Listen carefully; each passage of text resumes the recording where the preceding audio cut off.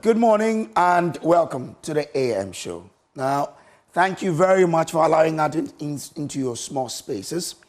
Now, I don't know where you're coming from to the workplace, but maybe you're coming from weekend to the family, you're coming from a funeral, you're coming from, a journey to a workshop or whatever. However you spent your weekend, we thank God for his traveling mercies, for bringing all of us back to wherever we're going to make our daily bread. So we give thanks to him. Today, we are grateful to bring to you the AM show, and I'm going to run you through how the show will be today. Of course, we're going to start with the AM news, and then after that, we'll bring you the AM sports. Right after the AM sport, we get into what the papers are reporting today and who are our guests on the show today. We have Mr. Afil Moni, who is former president of GJA, James Kwabena Bonfe Jr., PhD, CEO of Census and lecturer at UPSA. Also joining them is another lawyer, Hamza Soyini, a member of the NDC's communications team. Now, right after that, we delve into our big stories today. What are we looking at? Now, Ghana's crucial gateway to secondary education, BECE, has been rocked by one of the most disturbing cases of institutionalized examination malpractice ever uncovered. A Joint News Hotline investigation by GH Probes Francisca Enchel reveals how some officials of the Ghana Education Service, alongside supervisors, head teachers, and invigilators, turned the exams into an organized crime syndicate for financial gain. Why that? We'll delve deeper and bring you the full documentary plus a panel discussion on the matter. Also on the show, Jackie and Derek will find you out on all the trending issues you ought to know on your Monday. So join us on these conversations we'll be having with your thoughts and views via phone and all our social media handles. Wherever you're coming from, wherever you are, let's hear from you. Stay with us. My name is Samuel Kojo Brazen. It's always an honor to bring you the AM show. The show is sponsored by Kenoga Company Limited and Syntex Tank. And always we start with the AM show, the AM news now with Noella Karian-Yale. Good morning.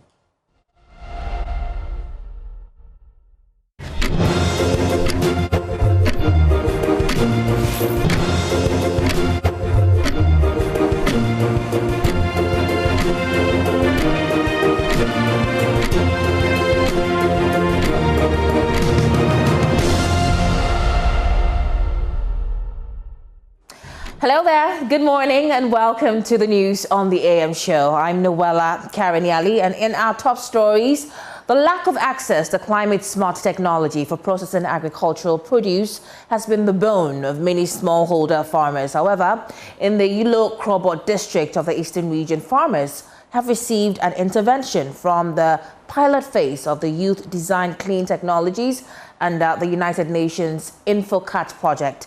That's more on the following report.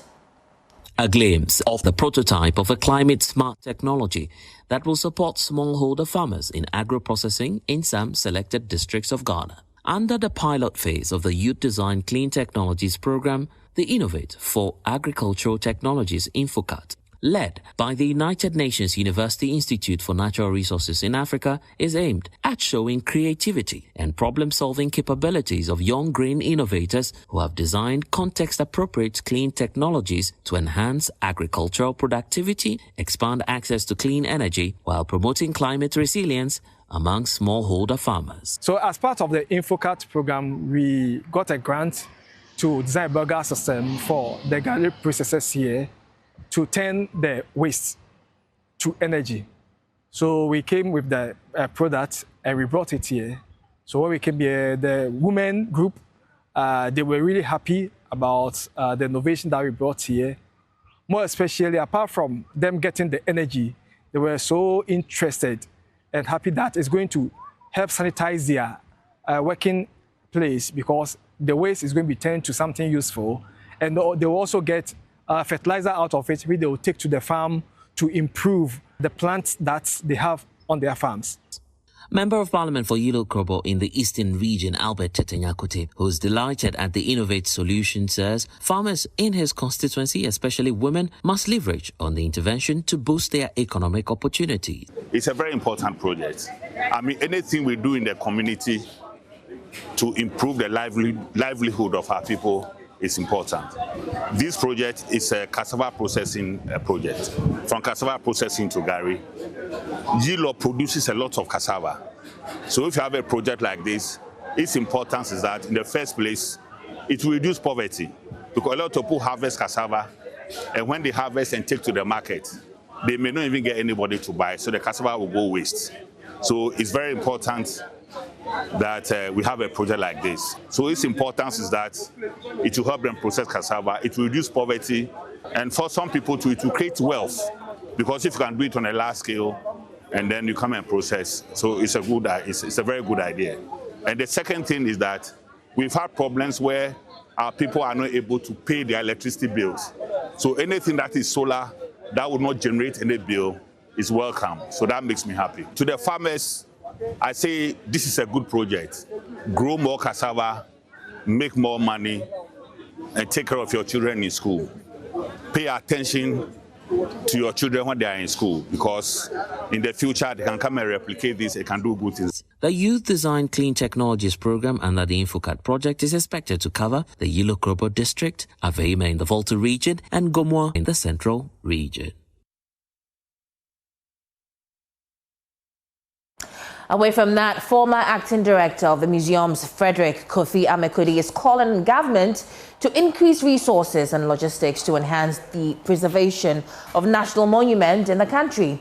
Speaking at a panel discussion organized by the Ghana Institute of Architects, Mr. Amekudi emphasized the need for government to increase funding to these sectors of the economy. The panel discussion organized by the Ghana Institute of Architects was held under the theme National Monuments and Identity, Exploring the Role of Architecture. The event focused on strategies to protect and preserve Ghana's monuments and cultural landmarks. In an interview, former acting director of museums Frederick Amekudi stressed the importance of strengthening institutional support to safeguard the nation's historical assets. So there's a need to train more personnel in the conservation field. The main thing is inadequate resources for the preservation and maintenance of the national heritage properties, or the monuments rather. Yes, and then there's lack of logistics. That is tools and equipment and vehicles to go around and inspect those sites. Like, for example, the Forest Councils are 32 in number, from Keta right down to Benin. So there's a need to carry out continuous inspections, and then if there's any works to be carried out, it is done. President of the Ghana Institute of Architects, Tony Asari, reaffirmed the institute's commitment to supporting national policies that promote sustainable infrastructure planning and heritage conservation. The GIA thought through that we would start this program, which we have labeled Against the Wall. Against the Wall, that we want to make sure that we push the limits and make sure that we discuss the issues that is of very importance to us as citizens of this country, especially issues concerning infrastructure, planning and building in Ghana. The event, dubbed Against the Wall, is part of a broader initiative by the Ghana Institute of Architects to uphold professional standards and contribute to Ghana's infrastructure and heritage development efforts. Now, in a powerful display of community spirit, thousands of residents armed with brooms and shovels answered a nation call to action, transforming their environment in a massive sanitation exercise led by the Techiman North District Assembly. Now, Paramount Chief of the Ofuman, Nana Kweku Jan Broku II, is the Paramount Chief of Ofuman, and he proposed tougher punishment for those who commit sanitation violation. And Asabet has more. Earlier this morning, the streets of Ofuman in the Techiman North District of the Borno East region were a hive of activity, but not for the usual market day or festival. This was a direct kind of community gathering, one of brooms, shovels, and a collective determination for a cleaner, healthier environment. The exercise was in direct response to a recent directive from President John Dramani Mahama urging metropolitan, municipal, and district assemblies to prioritize sanitation. Techiman North had already formed the district sanitation committee, and we had already launched our sanitation exercises. So we began the first edition in Trobodom, but looking at the nature and the settlement in Techiman North, we have decided to rotate our monthly exercise.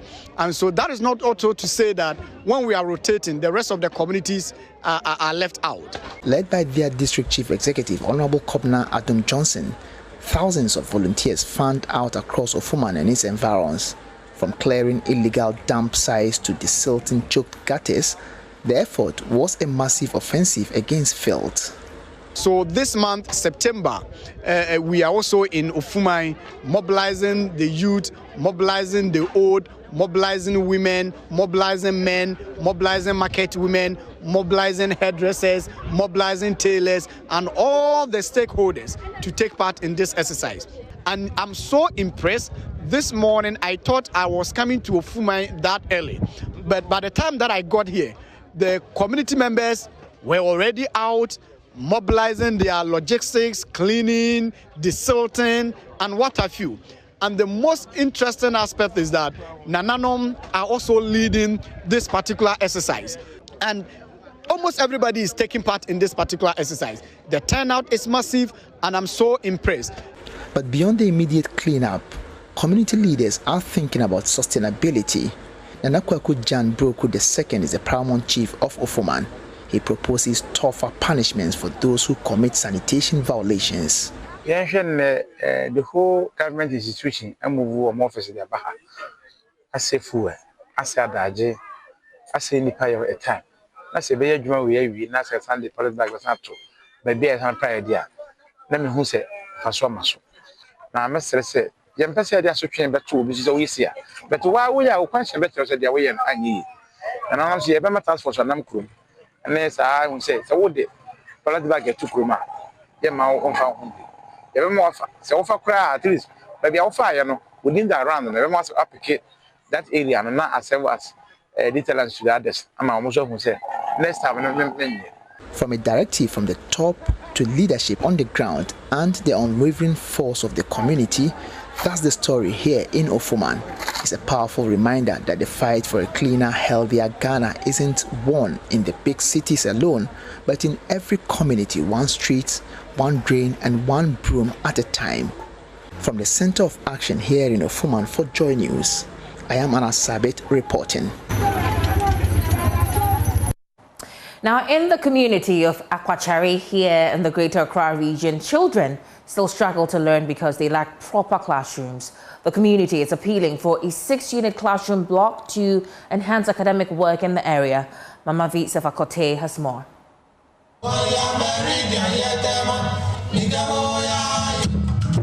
For years, pupils of Akwachari MA Basic School studied under a makeshift pavilion until a rainstorm brought it down, leaving them stranded.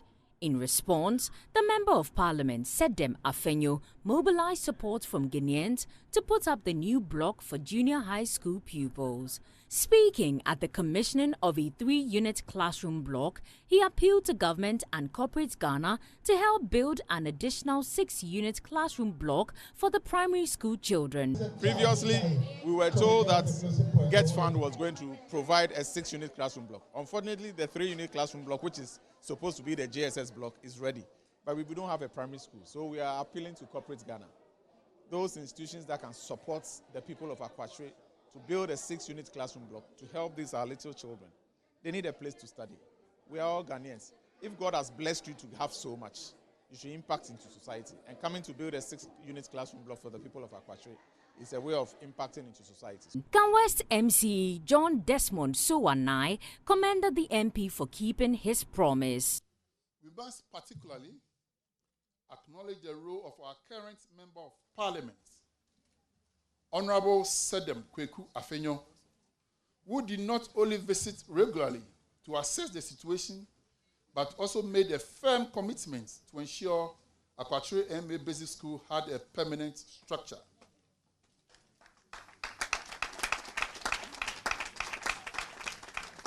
Today, we are witnesses to the fulfillment of that promise. The Municipal Education Director, Victor Noiteria, also lauded the intervention. After the building was raised down by the storm, promises came that they will construct a 6-unit classroom, but which never saw the light of day. So we are very indeed grateful to the Microcredit Association of Ghana for what they have done to us. We believe at least the learners will have a place to sit and learn in an environment that is conducive for teaching and learning.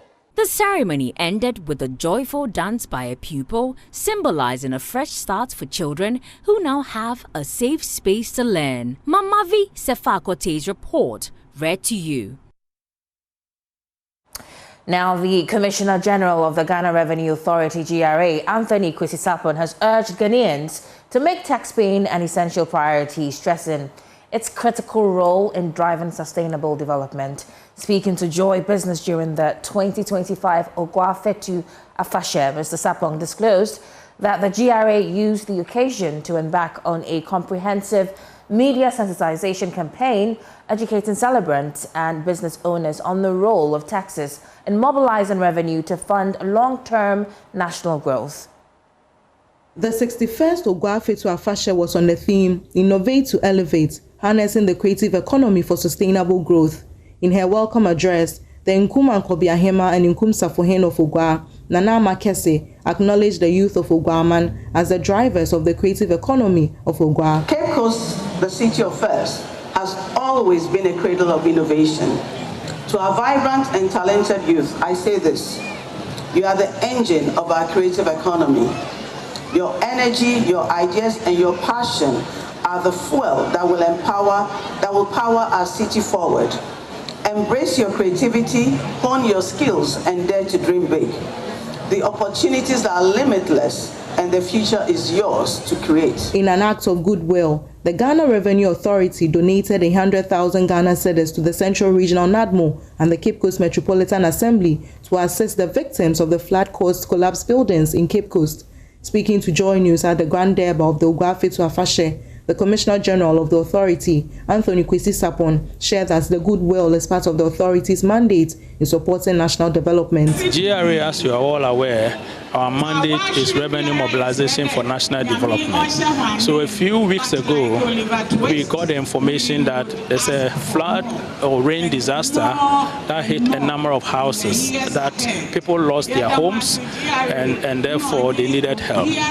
And in that respect, as part of our mandate in supporting national development, the board and the management and the people of GRA decided that we will come and support those who are affected by the incident. And therefore today, as we came, GRA is donating 100,000 Ghana cedis to support NADMO and the Regional Coordinating Council to provide reliefs to the people so that momentarily they can organize themselves and be able to go about their living. He also indicated that the GRA is making efforts to sensitize people on the importance of paying taxes. Being part of this celebration, we have used it as an opportunity to educate Ghanaians and all taxpayers. We should remember that the nation is developed by taxes that we collect, and we encourage all people who are in Cape Coast to do one thing for us. As they go to the bars, as they go to the restaurants, and as they sleep in hotels,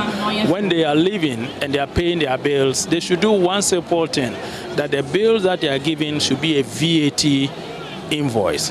When you demand your VAT invoice, you ensure that you contribute towards VAT, you contribute towards revenue mobilization, and you contribute towards national development. From Cape Coast, Abigail Lissel Nkrumah reports for Joy Business. And that's it for the first part of the news, but of course, Kujo Brace is on standby for the business update. Stay tuned in.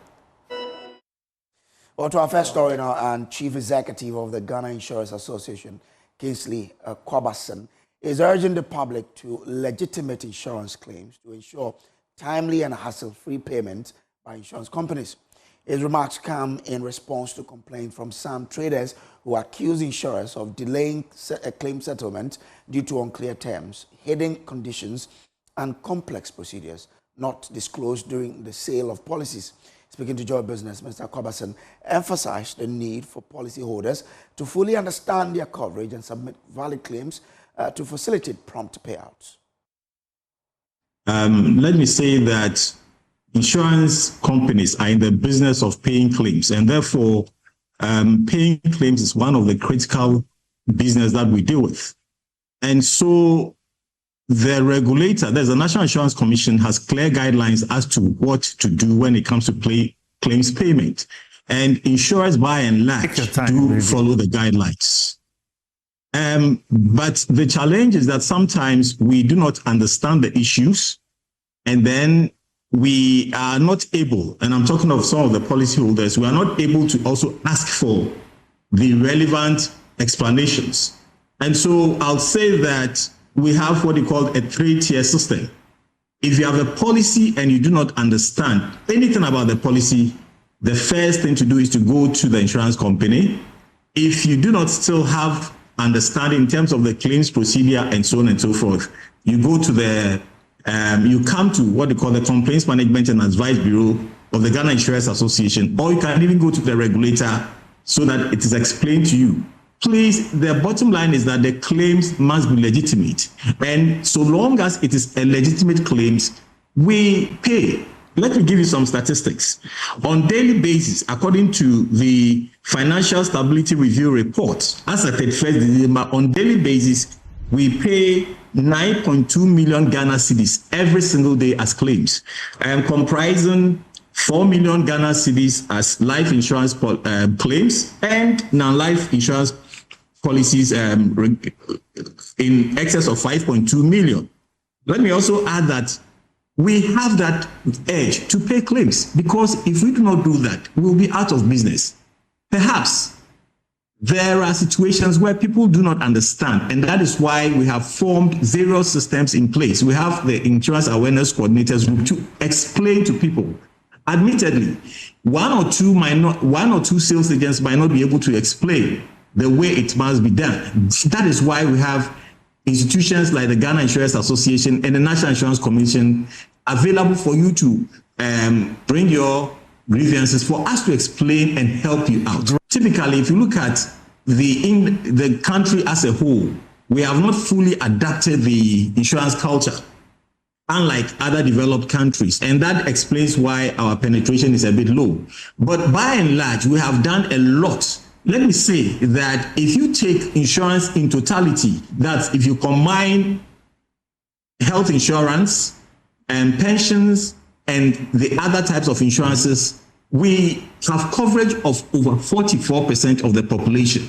What it is that perhaps we have not imbibed the culture of insurance, and that is where we as insurers have a lot to do to explain to people that insurance must be the Ghanaian way of life. Well, from that, the group president of CEO and CEO of MTN Group, Ralph Mupita, is calling on financial institutions to invest more in cyber resilience to fight rising mobile money fraud. He also clarified that while MTN is driving financial inclusion through mobile money, it has no immediate plans to become a full-scale bank. I wouldn't say that it's got to the extent where it is unmanageable. I think we see the proportion of fraudulent transactions over total transactions and actually still small, not to make that an excuse in of itself, because you never want that to happen. So the reality is we and everybody, the banks themselves and other mobile money operators, we're going to have to be more vigilant about cyber resilience and invest more in tools around threat detection and eviction, and putting a layers in of AI where we're able to, detect some of this, through intelligence. I mean, implementing KYC, anti-money laundering, and those sorts of processes also helps to remove some of that, those set of risks. But And that's all in the business update for today. And also, that's how we conclude the AM News for you. Up next, sports.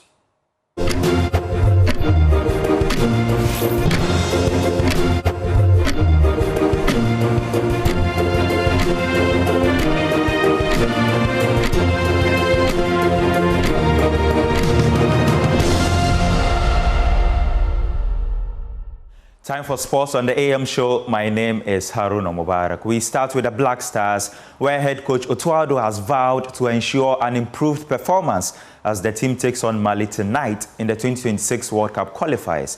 Meanwhile, Mali head coach Tom Saintfiet is hopeful of an upset in a potential decider in Group I. There's more in this report.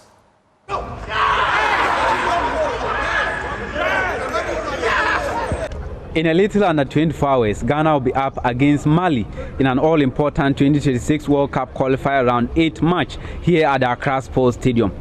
Monday night's game was supposed to be the game that seals qualification for Ghana with 2 games to spare, but with Thursday's draw against Chad, that is no longer possible in this window.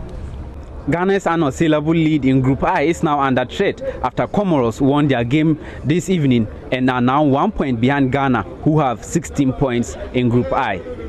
But the Black Stars still lead Mali with 4 points and 3 ahead of Madagascar. 14 months ago, the Black Stars went to Bamako and beat Mali 2-1 to resurrect their World Cup hopes. But since then, Mali have played 10 games and have won 6 of them and drawn just 4. Meanwhile, the Black Stars in the same period have also played 10 games and have won just 3 of them, drawn 4 and lost 3 as well. In that same period, the Black Stars have failed to qualify for the AFCON for the first time in over 2 decades. Ahead of tomorrow's all-important clash, the 2 teams took their turns at the Accra Sports Stadium to hold their final training sessions. Otuado is boosted by the presence of Kwesi Zibo, who is a late addition to the squad. Meanwhile, Joseph Pencil and Alexander Juku have also participated in today's training session after missing the game against Chad. Before the Black Stars training session, head coach Otuado took his turn and addressed the media before that game. Otuado has promised that the players will show more seriousness in tomorrow's game more than they've done against Chad. We were disappointed. We analyzed the game very well and hope that we learned out of this and we surely, I'm very, very sure we show another face here in Accra. Surely it's easier to play at home with our spectators supporting us, pushing our last percentage out of the bodies of the players, but also to play in the evening on grass. I expect a different face of the players. I think. I hope that we learned out of the mistakes we did against Chad, and the good thing is at the end we still have it in our own hands. We have to keep the pace high. It will be very, very difficult against Mali. They're in a good shape, so I'm looking forward for tomorrow. Otuado has taken charge of 15 games in his second stint and have won just 5 of them, drawn 5 and lost 5. But in case of a defeat tomorrow, he says he's not afraid of the sack because these statistics don't really mean much. These statistics are of no use, especially when there are friendly games in between where we use all kind of players to test. So I don't think they are really usable in terms of, this coach did that and this coach did that, and I'm not afraid of anything, just God. And so I'm very, very sure we show a different face and we will win, and then your question will be not of use. Yeah. Many were wondering why Otuado delayed in his substitutions in the game against Chad, but he has now explained that his options were limited in that game, as one of the players he could call on, Derek Korn, a debutant, was not eligible to feature in that game as his nationality switch was still not official. So we had a lot of difficulties in Chad. So one was also Derek. We didn't get the FIFA approval. To that point, we were hoping that we got it, and up to now we didn't get it. I'm hoping that it will come tomorrow morning. This is the status. There were a lot of difficulties, not only with Derek. Thomas Partey was sick, Jiko had to go for a medical check in Moscow. For Mali coach Tom Saint-Fiet, tomorrow's game is in favor of Ghana, but his team will do everything to upset Ghana in front of over 40,000 fans. Maybe a small step back last weekend against Chad, but they are the favorite. Ghana is a top team, played the last 5 World Cups 4 times. Mali won the last time in a competitive match against Ghana in 2013, that's 12 years ago in AFCON. So it's a long time that we could beat Ghana. But tomorrow we are here for trying to make a miracle come true. We are here to play with confidence and try to surprise the 40,000 people in the stadium. I saw pictures of the pitch, and I am not the kind of coach who talks about pitches and circumstances. The pitch is for both teams, the same level. Pitches have no influence. We have no influence on pitches. We play tomorrow on any pitch, and we will play a good game with our potential. So the pitch will be fine. The Black Stars' destiny is still in their hands. If they are to secure a win, one more win in October will secure them qualification to the 2026 World Cup. From the Accra Sports Stadium, Adamu Benin Abdul Karim for Joy Sports.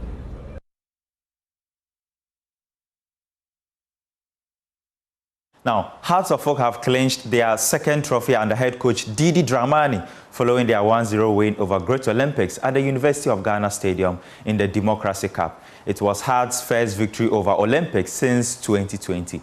Adamu Benin Abdul Karim has more in this report.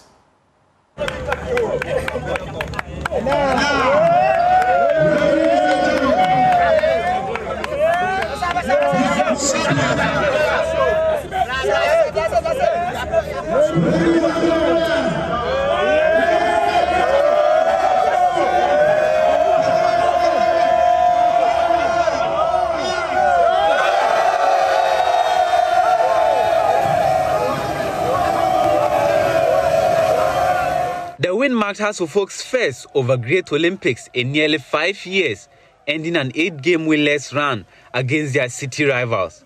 President John Mahama performed the ceremonial kickoff after exchanging pleasantries with both teams. Ladies and gentlemen, 1, 2, 3, The opening half was evenly contested, with Hearts creating more openings, but Olympics held firm. In the second half, Hearts raised their tempo following key substitutions, and the breakthrough finally arrived in the 70th minute. Substitute Kwesi Asma latched onto a precise pass and fired home from inside the box to seal the win.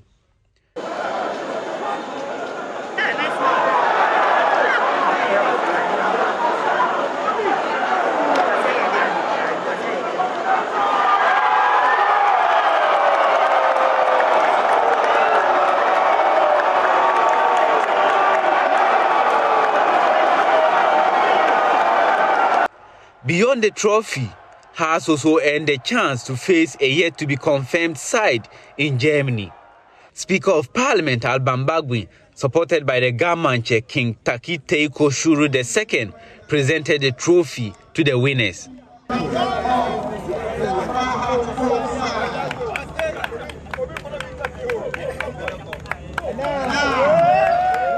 In his post-match remarks, Hearts coach Didi Dramani said the win is part of their preparations for the upcoming season. Winning is good, but I think that the processes to come out with winning is more important, and so for us it's part of our team building process, and so it's a progressive work and it's a work in progress, and so this is just one of it, even though there was a trophy. But I was looking at the aspect of what we have to continuously improve in the team and what I as a person have to also work on to improve.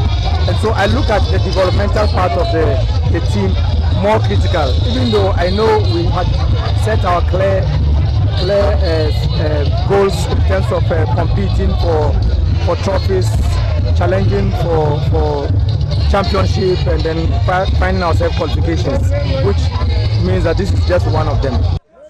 For Olympics coach Sule Adamu, he saw only positives from the laws. Yes, of course. I have a very good team, whereby we just need to add up something and then we are good to go.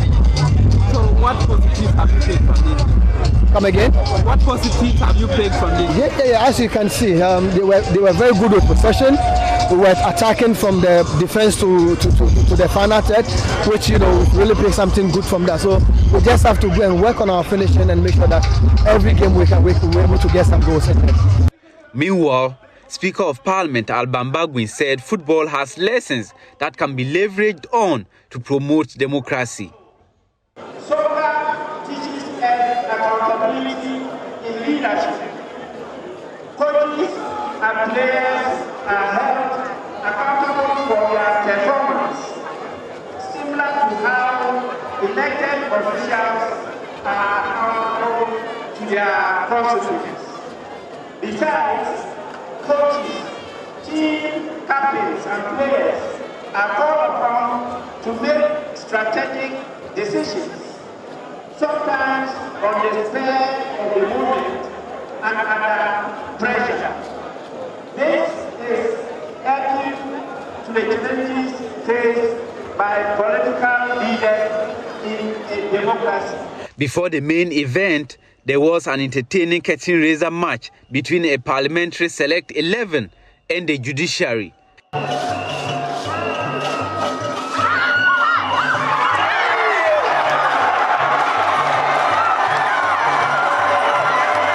The parliamentary select 11 won 3-2 on penalties after the game ended 1-1 in regulation time.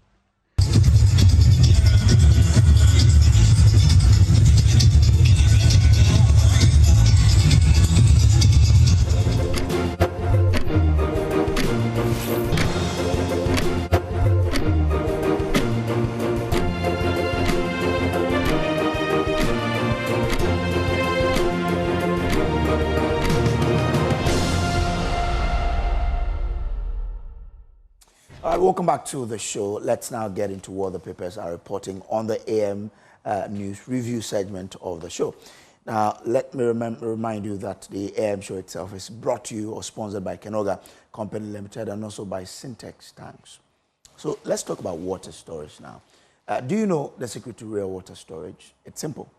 If your tank doesn't have the torches on it, then it's not the correct tank. And I'm sure you know that. The tortoise tank, Syntex tank, is the champion of water tank. So it is strong, durable, and built to handle our Ghanaian weather. Come rain or shine, Syntex tank has your back. So go outside, check your tank now, and if it doesn't have the torches on it, you know that you need to make a decision, and it's time for you to upgrade.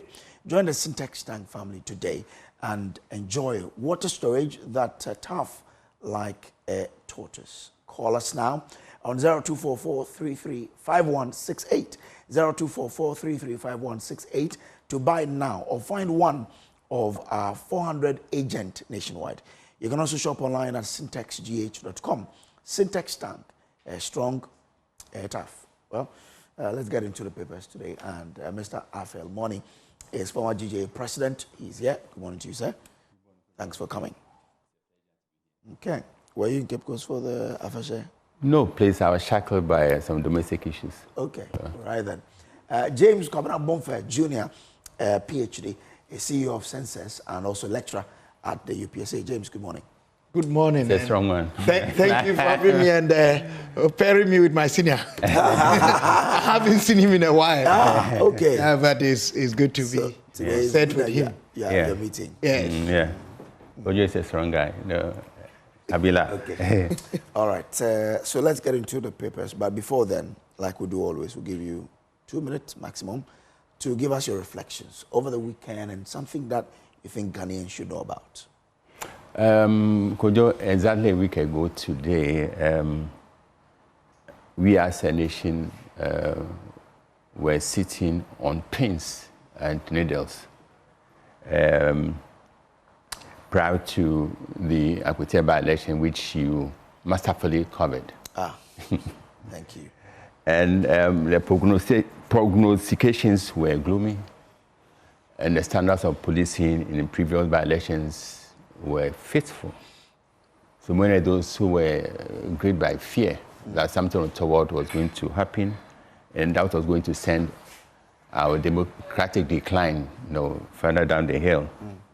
But the IGP and his men stamped the authority in Akwatia and delivered a distinctive service which will go down in history as one of the best conducted by-elections or elections in this country. IGP has recommended at certain many forums, but I think we need to resurrect what he did and commend him most profusely once again for halting a democratic decline. By-elections have given us some bad name and indelible stain, and it had also proven to be an insoluble crisis. But thank God, last week we delivered, and the whole nation is now at peace with itself and at peace with the rest of the world. But we need to square what went into the Akwatia by-election with the logic of reality. The cost certainly made a monstrous hit at our budget and the economy as a whole. The question is it within the bounds of possibility for the police to spread themselves thin in the case of national election? They cannot pour as many as 5,000 men and women in all the electoral areas. So there's a need for us to take a look, a hard look, a long and hard look as how best we can prevent electoral violence and the killing of human beings. It is unacceptable as a nation. As we grow democratically, we should also find ways of minimizing, if not eliminating altogether, violence which characterizes our elections. Okay. All right. Thank you very much. I mean, yesterday, at the last week, or not 2 weeks ago, because I was told the previous week that I'll be going to Akwatia, I had to go to my superiors and ask them why they decided that I should be the one going to Akwatia. Because really, the whole thing we hear about Akwatia by-election, and so I was not too enthused about it. But then along the line, I said, well, if it has to be done, someone has to do it. Yes. So why not me? Then I braced the odds to get into Akwatia. On the Monday, I enjoyed it. Wow. But briefly on the Tuesday morning, when I had a brush with what could happen, I nearly gave in. But thank God that everything, came to a... And your colleague also deserves a commendation highly, Jacqueline. That's a joy in his character. Wow. And let me also see the opportunity to also sprinkle stardust of commendation on all the journalists who were on duty at Akwatia. They really gave journalism a very good name. Yeah. I think one thing I learned from Akwatia was, and I was telling myself throughout, we have to do responsible reporting. So, for example, do you have to give microphones to anyone? Sure. And just anybody to speak? Sure. I decided no. Because there were people, when you hear them speak, it inflames certain passions. Certainly. And also, I saw a lot of some misrepresentation of facts. So they were speaking, in anger, but based on wrong information they've been provided. So I felt that the journalists should be careful who we hand the microphone to. Certainly, yes. Because responsibility should go in tandem with freedom. Yes. Yeah, otherwise, chaos will be the result. So it's one thing that resonated with me when I was there, and that maybe going into the future, we need to tell ourselves. Sure. You need to be responsible when you're covering. Sure. So ask yourself, this person that wants me to interview him or her, what will she add, or will he add to the whole coverage? Yeah. Will he cause people to get angry and take up arms? If that person will, I won't give you the microphone. And I think that going to the future, maybe all of us should do it. So there were some few skirmishes and threats against high-profile personalities, but all these pale into nothingness. Yeah, as compared to the overwhelming success of the by-election. Coming up, Bonfair PhD. You have your 2 minutes now. Well, I think I have two things. One leaning on what you have just said. I think that we have a beautiful country. Yeah. If we want to make it beautiful, it will be beautiful for us. And if we see ourselves as beautiful people, we can make the best of each of us. You know, Franklin Delano Roosevelt once said that there are many ways in going forward, but only one way in standing still.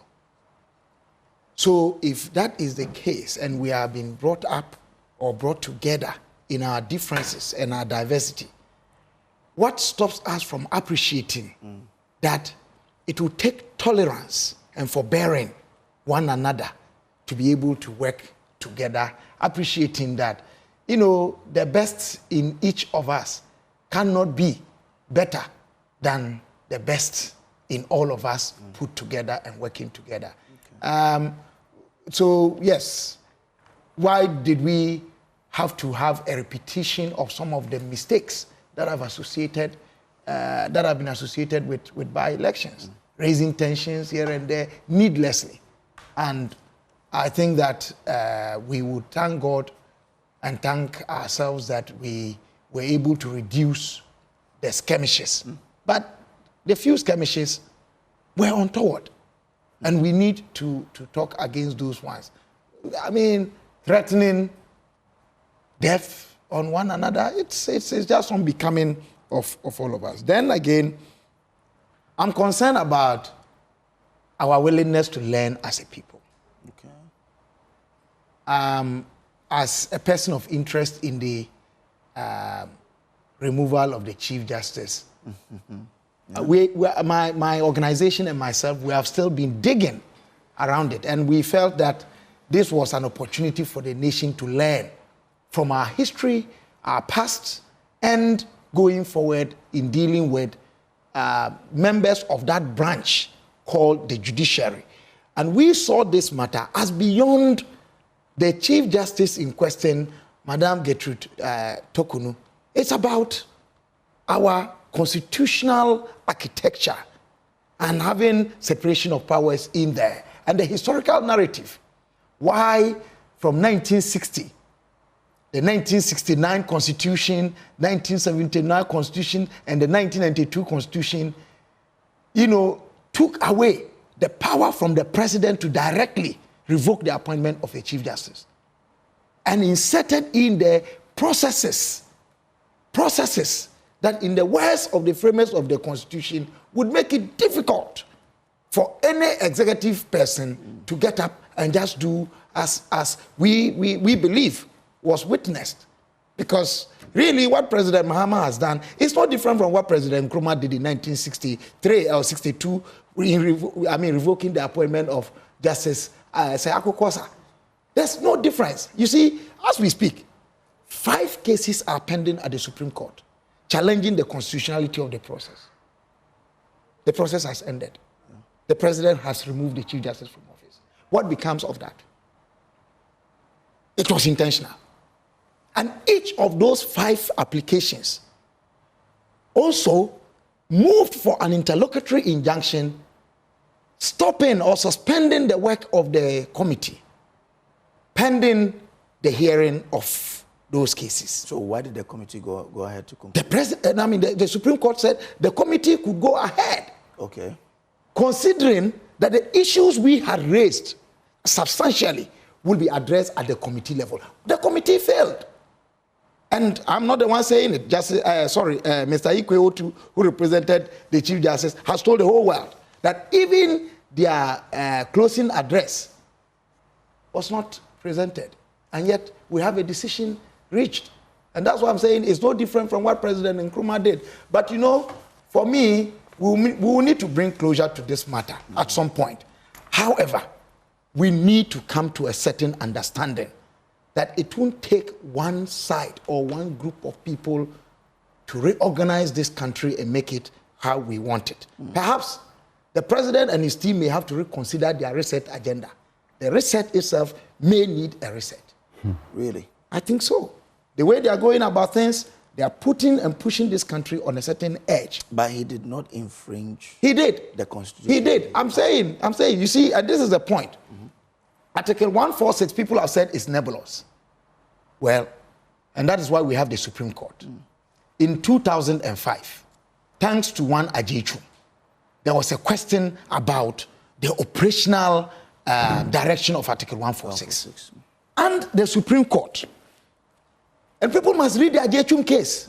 It was not only the lead that judgment given by Dateba, Professor Dateba, Professor Madibo Okran, Madame Sophia Akofo, Georgina Wood, Justice Asiama, and then Ansa. They all gave different versions in agreeing with the lead judgment and gave a prescription. They gave a prescription. And as far as we are concerned, within our legal system in Ghana, it is not so much what this Constitution 1992 says by letter, but what the Supreme Court interprets of it is what becomes law. Were those prescriptions sidestepped by the committee? Yes, not the committee, the president. First, the president. All right. That there must, first and foremost, be the establishment of a prima facie, which was not done. And I've said this. People saying that the president said prima facie has been established doesn't mean that the prima facie was indeed established. How are we to tell that it has been established? Good. The person affected was the Chief Justice. The prima facie establishment meant that, look, there's a case for you to answer. And according to the Adei case, that Justice Adei said that it is not just the allegations that are contained in the petition that matter, but putting weight on them. And in this case, the Chief Justice was given the opportunity to respond to the petitions. As we speak now, we have not been told that the responses that were given by the Chief Justice to the President in consulting with the Council of State were a nullity. So I said, the nature and the way the President was going about it, the committee too will reject everything that the Chief Justice will say, because that's what the President did. And we have, fortunately, the example of establishing prima facie by Justice Sophia Akofo.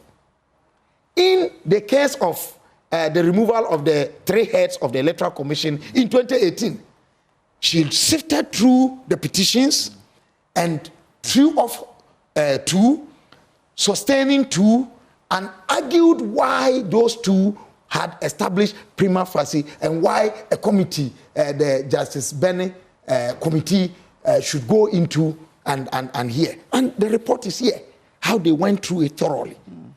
This was missing in this particular instance. And given the fact that the lawyer representing the Chief Justice has told the whole world that issues that they have put up, including the conditions of service by Chief Justices, was put before the committee and the committee disregarded it.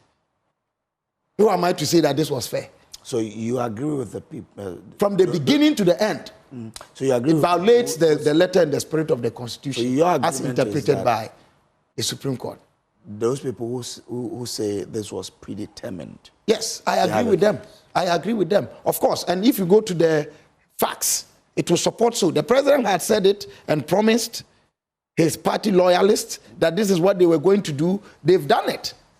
And I want to say that it was just like giving the dog a bad name to hang it. And after hanging it, say that the dog had actually done things that were consistent with the bad name he had been given. But did you hear the president talk about removing the CJ himself?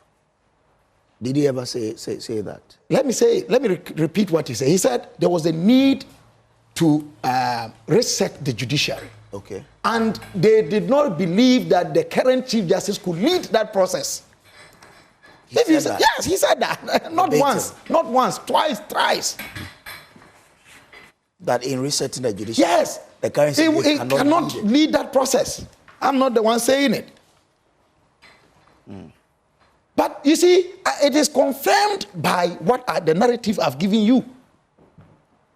As we speak, what becomes of the census case when it is determined that indeed what was the process that was being embarked on was ultra-vires and that it offended the spirit and the letter of the Constitution. What becomes of those cases? We've rendered them moot. So if I say that as an interested party, there was a predetermined agenda to go about what has been done, where is my error? But for me, I think that as a country, we need to learn to stop grieving people. We grieve people a lot. And when they pray, as a man of faith, I believe that it will have repercussions on us. And it doesn't augur well for us as a people. Okay, all right. That's James Kwabena Bonfair there. We've been joined by Suhoyini, Al-Hassan Suhoyini. Hamza. Oh, I always replace it. Hamza Suhoyini, lawyer and a member of the communications team. Hamza, I'll give you 2 minutes as well to give us your reflections. And then we'll delve into it. Good morning to you. Good morning to Mr. Alfred Mono. And of course, my own brother, Kabila, and your production team as well. 2 minutes. I hope I'm able to do that within 2 minutes because on my way here, I was listening to my brother. Do your independent reflection. Unfortunately, you have given me a topic for me to do my reflection on today, in all honesty, because of your submission. And that has always been the problem with this country. You see, we arrogate to ourselves certain technicalities or specialties when it should be obvious that we are challenged when it comes to these special areas. And I think that we do so because we are given the opportunity and there's a mic before us. And so as political communicators or as social communicators, we think that we are clothed with the knowledge to comment on any issue, believing that indeed our views on it should surface. Look, the law is not just like any other field of study. Decisions from the Supreme Court is not just like any other field of study. Interpretation of the 1992 Constitution and its application is not just like a political theory in practice. Indeed, specialties are required for you to, first of all, appreciate the spirit and letter of the 1992 Constitution, the political objectives behind that document, and most importantly, its application. And listening to my brother on my way here, I get one conclusion. He's clearly tangential when it comes to both the interpretation of that Constitution, case law, and the political objectives behind the 1992 Constitution, and specifically Article 146. Around this table, we have had cause to debate the legality or otherwise of Article 146. And it has been established that as far as it is part of the 1992 Constitution, it forms part of the legal jurisprudence of this country. But where did he go wrong in his analysis? I'll get there. It is part of our legal jurisprudence as a country, my brother. Now, that Article 146 prescribes a procedure. Yes. When a petition is received by His Excellency President Mahama for the removal of a Chief Justice, it is erroneous to create the impression that, as dictated by Article 146, the decision to reach a prima facie case was a decision of His Excellency President Mahama alone. It is the wrong impression to send out there, and it is a misinterpretation of the 1992 Constitution and Article 146. It states clearly that the President must reach that decision in consultation with the Council of State, and that brings us to the political objectives behind the 1992 Constitution. The Council of State was not created just as an ornament within the 1992 Constitution. It is because we felt that we needed to have an upper body to be able to put the executive in check when it comes to many of these constitutional interpretations or constitutional provisions as to how to operationalize them. And so the Council of State's role cannot be mere. The Council of State's role cannot be cosmetic. And so that decision to establish a prima facie case was reached in consultation with the Council of State. So Hamza, isn't it interesting then that a former Chief Justice on the Council of State comes out clearly to disagree with the decision? I will get there. Don't rush. We are doing 2 minutes. Yes, no. But I listened to him. He did more than 2 minutes, and I'm sure your viewers will agree. Please. So you see, that is one fact we need to establish. Again, I listened to him question the reaching of the prima facie determination by His Excellency the President and Council of State. He is not the first person to have raised these red herrings about that particular decision. Indeed, the Ghana Bar Association, of which I'm a member, was the first to issue a statement to question and even proceeded to threaten that if indeed His Excellency President Mahama fails to make available the contents of that particular determination, they were going to proceed to court. How many months now? Have you seen the GBA in court? And when they released that statement, many of us told you, those of you in the media, that the GBA itself lacked an appreciation of Article 146. And that was the reason why they rushed to release that statement. That threat, has it been materialized? Absolutely not. Because Article 146 is clear. Many of these things are supposed to be in camera. You cannot violate the Constitution by making such a determination public. And so that point needs to be made. Again, Hamza, hold on. So that you're saying that, so the determination could be made without any explanation to the person involved, just to say a prima facie has been established against you. That's it. The person, those who are to take that decision owe the person involved no explanation. That is why the Constitution says that after that determination, a commission of inquiry should be instituted. The person has an opportunity. The case in point that James referred to, because a decision by the Supreme Court becomes also. I will get there again. That is another misinterpretation of the decision of Frank Achechum. Hey.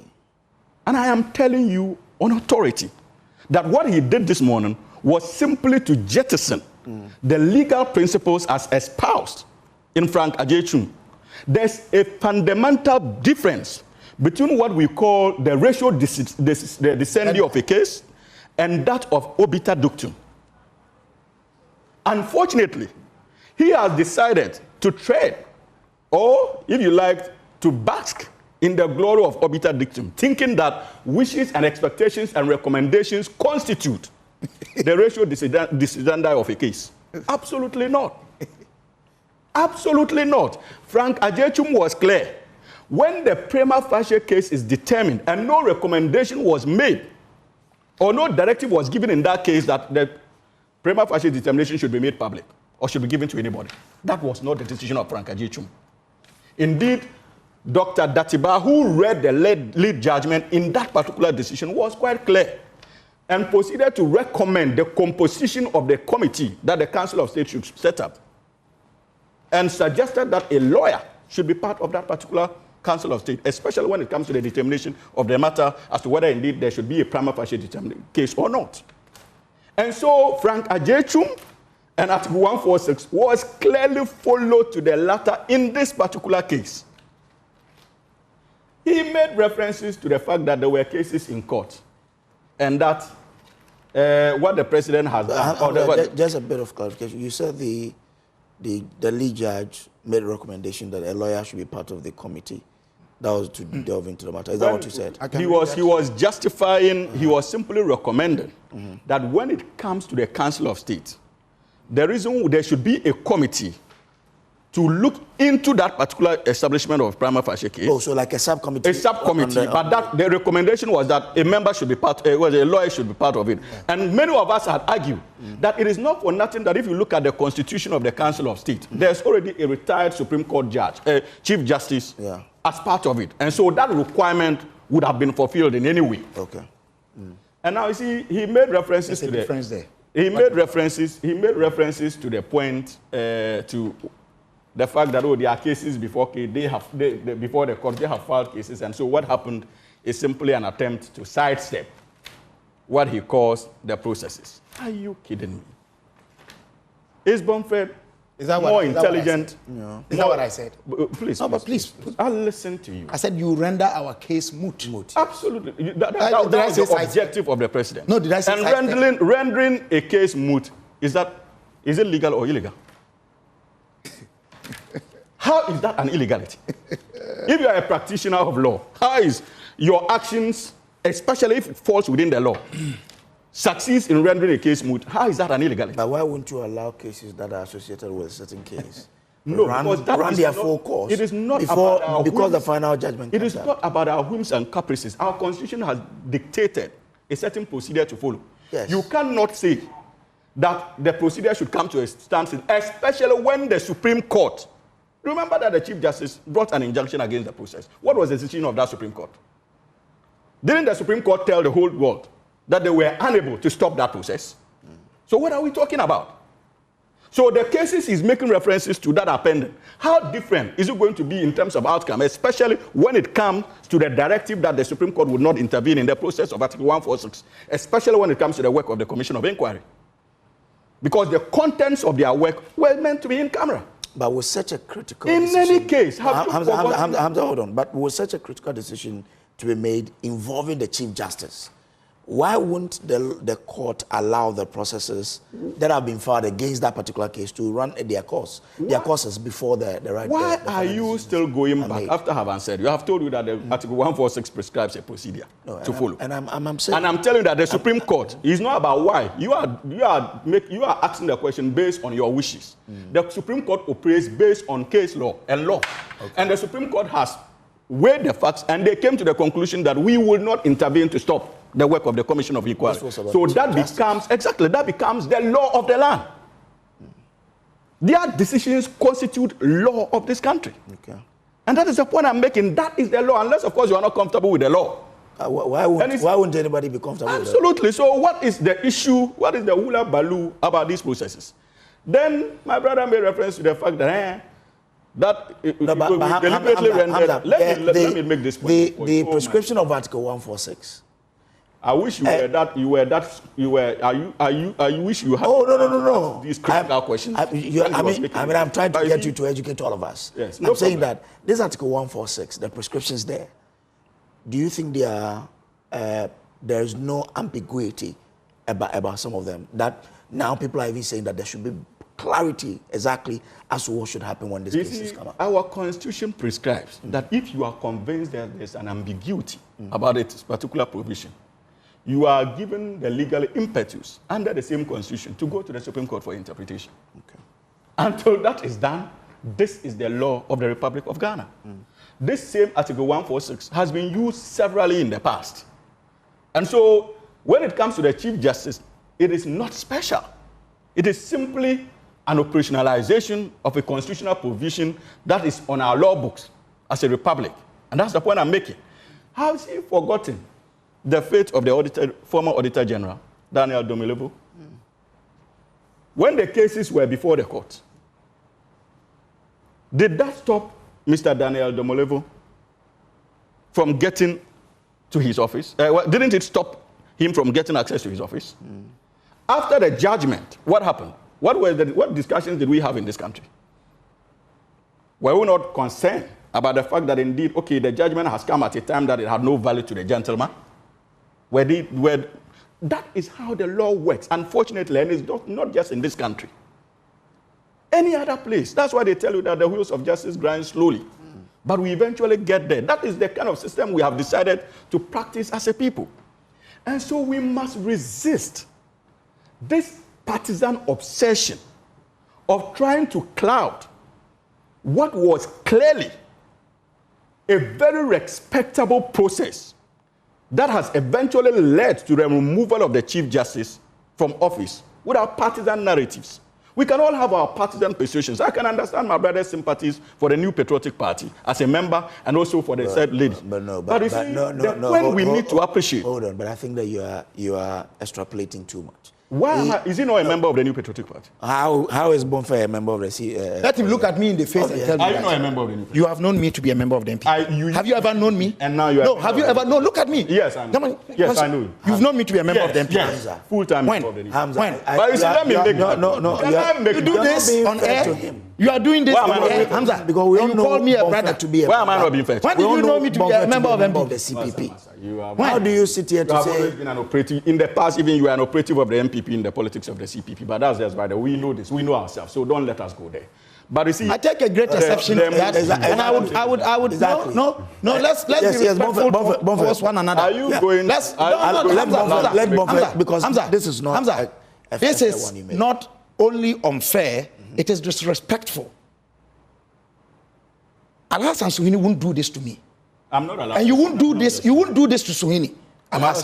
No, you won't do this to him.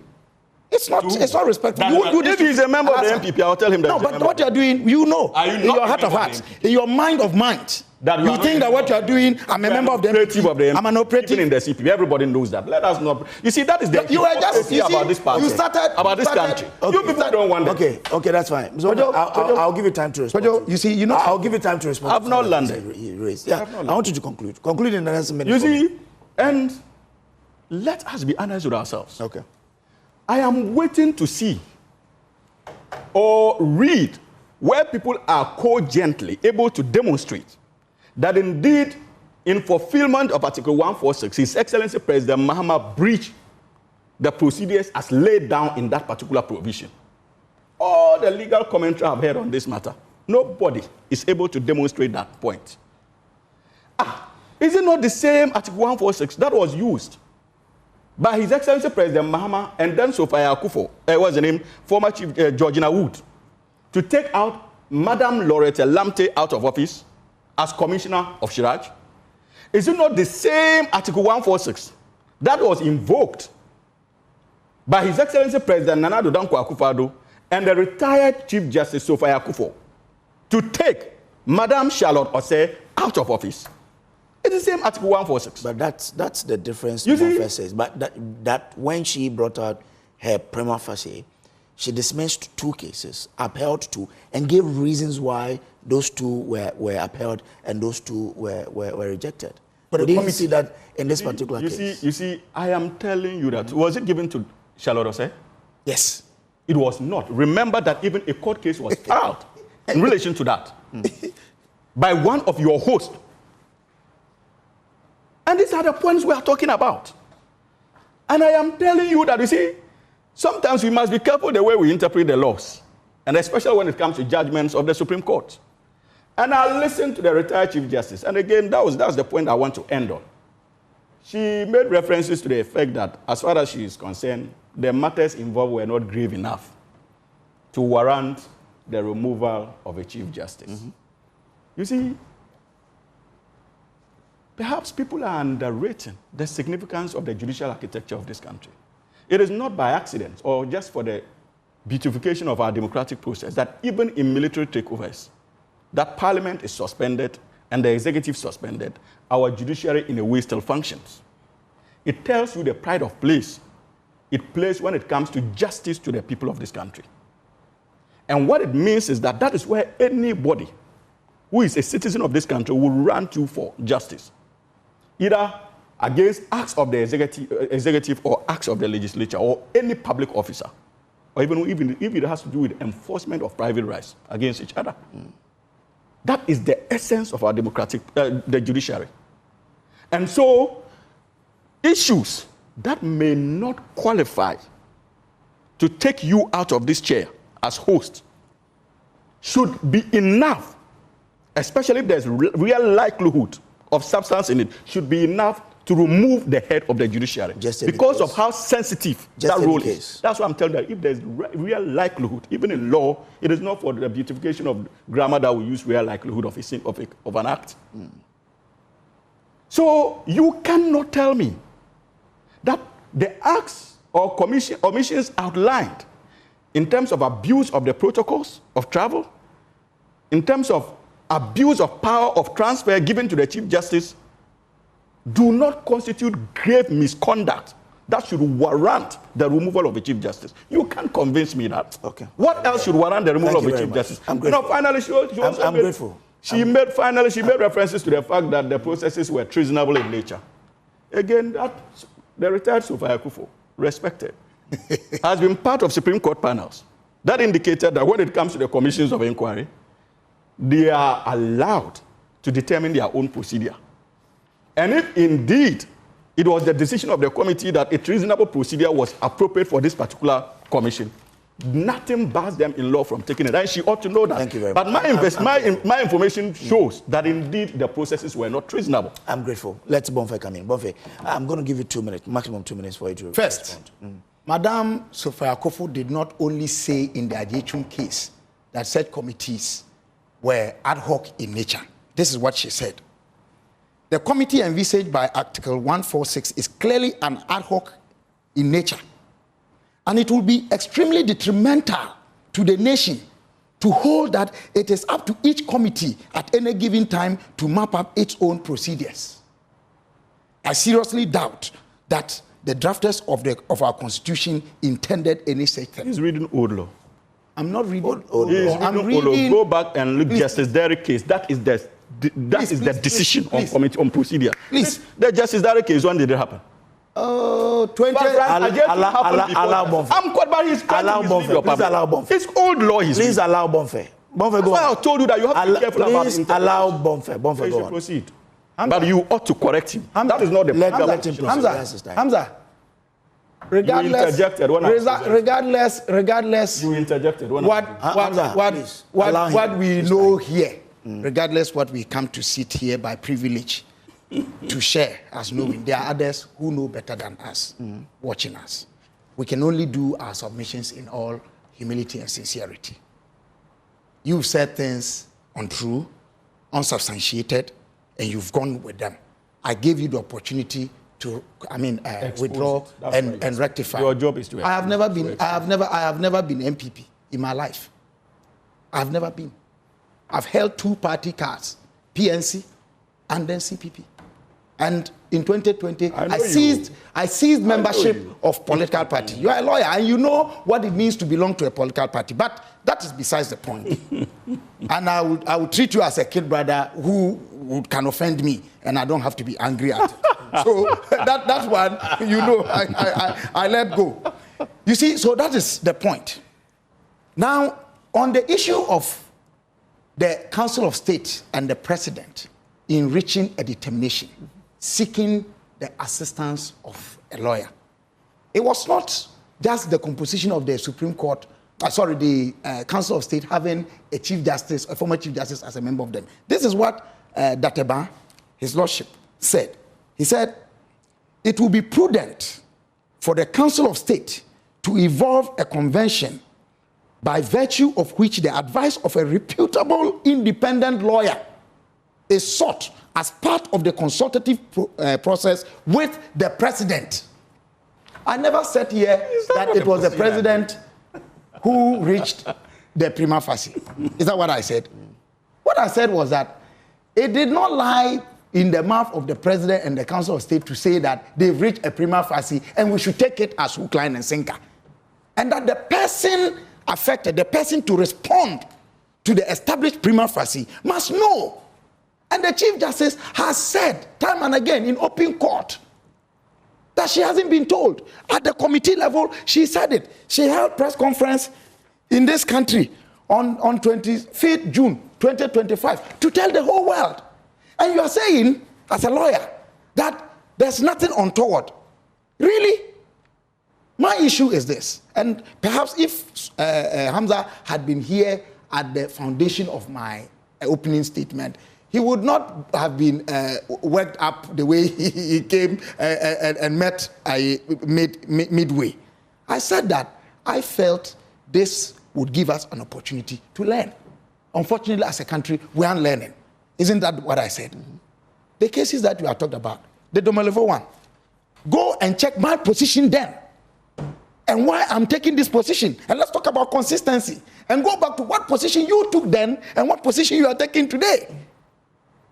When you dazzle about positions and you come to the consistent position someone is being on for years now, and you say that the person is rather partisan, is that fair? Is that fair? You see, as far as I'm concerned,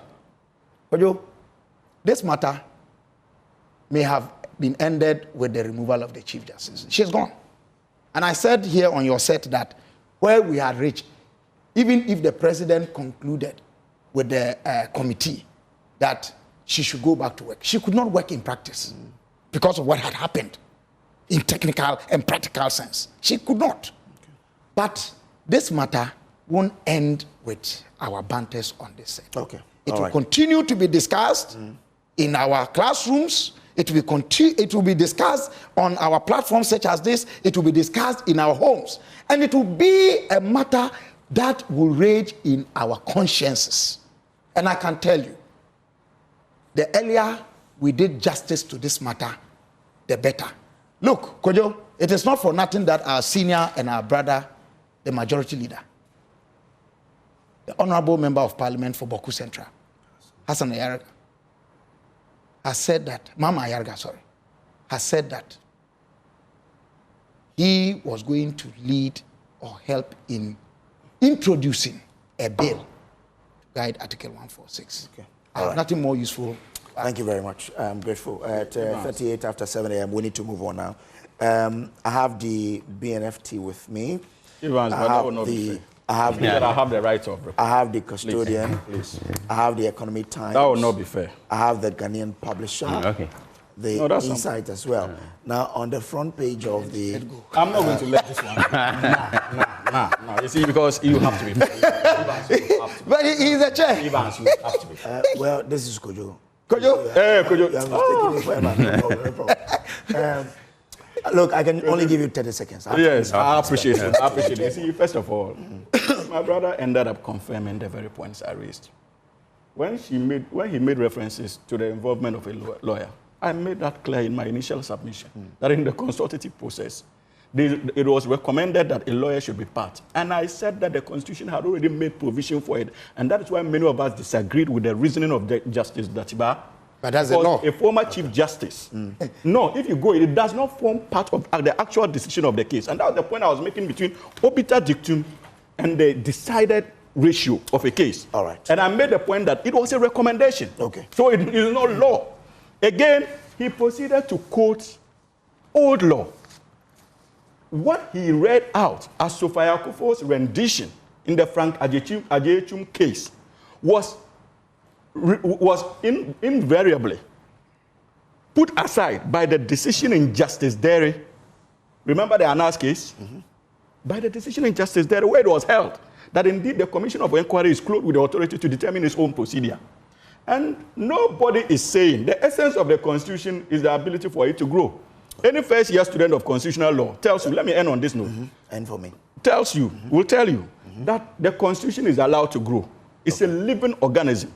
So if, as a republic, we feel that there are certain nuances or certain challenges with Article 146 that we need holistically to deal with, nothing bars us from engaging in that discourse. That's why. But that does not mean that an application of Article 146 as it is today is illegal. Thank you. Or something at all. I'm grateful, Hamza. Now, the BNFT, on the front page of the BNFT, says Blue Gold raises $5 million in convertible notes, secures $75 million US, equity line, value-added tax in Ghana. That's a feature there. Now, Star Health Insurance launched, pays 7 million cities health claims, enabled regulatory frameworks in cyber resilience, MTN Group CEO, as Africa's digital growth advances. Now, mining shake-up, EMP, that's Engineers and Planners, takes over Black Volta and Sankofa Gold projects.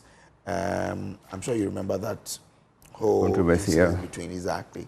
Now, we are told that Black Volta has handed over successfully to EMP. Now, the long dormant Black Volta and Sankofa Gold project in Ghana's Upper West region are poised for revival after one of West Africa's largest indigenous mining contractors, Engineers and Planners, EMP, completed the acquisition of the equity in Azuma Resources Ghana Limited and Upwest Resources Ghana Limited. The transaction, finalized with the Registrar of Companies and the Minerals Commission and involving the direct transfer of all issued shares of the Ghanaian beneficial owner, signals a dramatic reshaping of the country's mining landscape. Well, this obviously is good news, Mr. Moni, or not? Certainly, yes.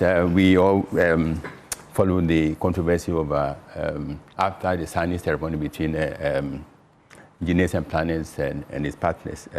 We are happy that it now belongs to the past, and Engineers and Planners, with its track record of delivery, will put a pedal to metal and move into action to create jobs and add value to our economy. Yeah. Now, according to the paper, for nearly 2 decades, Blackwater and Sankofa Gold concessions have promised much but delivered little. Capital constraints, shifting investor priorities, and drawn-out legal disputes left the project stalled, frustrating communities and depriving Ghana of revenues. So, I mean, what's our level of trust that once EMP has taken over, these constraints will be a matter of the past? But what happened in the past reinforces the point that the homework was not done properly. There were certain gray areas. Full agreement was not reached, and we are inclined to believe that they rushed into the public glare to sign the documents which ought to signal the beginning of work. But now that they've gone back to the drawing board, now that both sides have agreed, let's pray and hope that engineers and planners will deliver and Ghana will prosper. Okay. Hamza? How must we progress from here to ensure that the country derives the maximum benefit of these resources? I think that from day one, His Excellency President Mahama has been quite clear in terms of his agenda to ensure that local Ghanaian companies are empowered when it comes to our extractive industry, not just in the mining sector alone. And what is happening clearly is in tandem with that particular dream and objective. And this is what we've been pushing for as a republic for decades now. And so the question should not be what needs to be done now, because the legal architecture is in place. The political will clearly has been demonstrated by His Excellency President Mahama. It is now left onto us to ensure that we create the enabling environment. And when I make reference to the enabling environment, I'm being specific here, financial environment, to be able to empower local businesses to venture into many of these sectors. And the ENP success in this particular regard should be an inspiration and also an invitation to many of our Ghanaian businesses to consider going in that direction. You see, when this issue first broke, many of us cautioned against politicization or needless politicization of that banter. Because those of us who are familiar with how international relations work, especially when it comes to even the commerce industry, it was clear that it was a corporate tussle for control. And unfortunately, one happens to be politically exposed.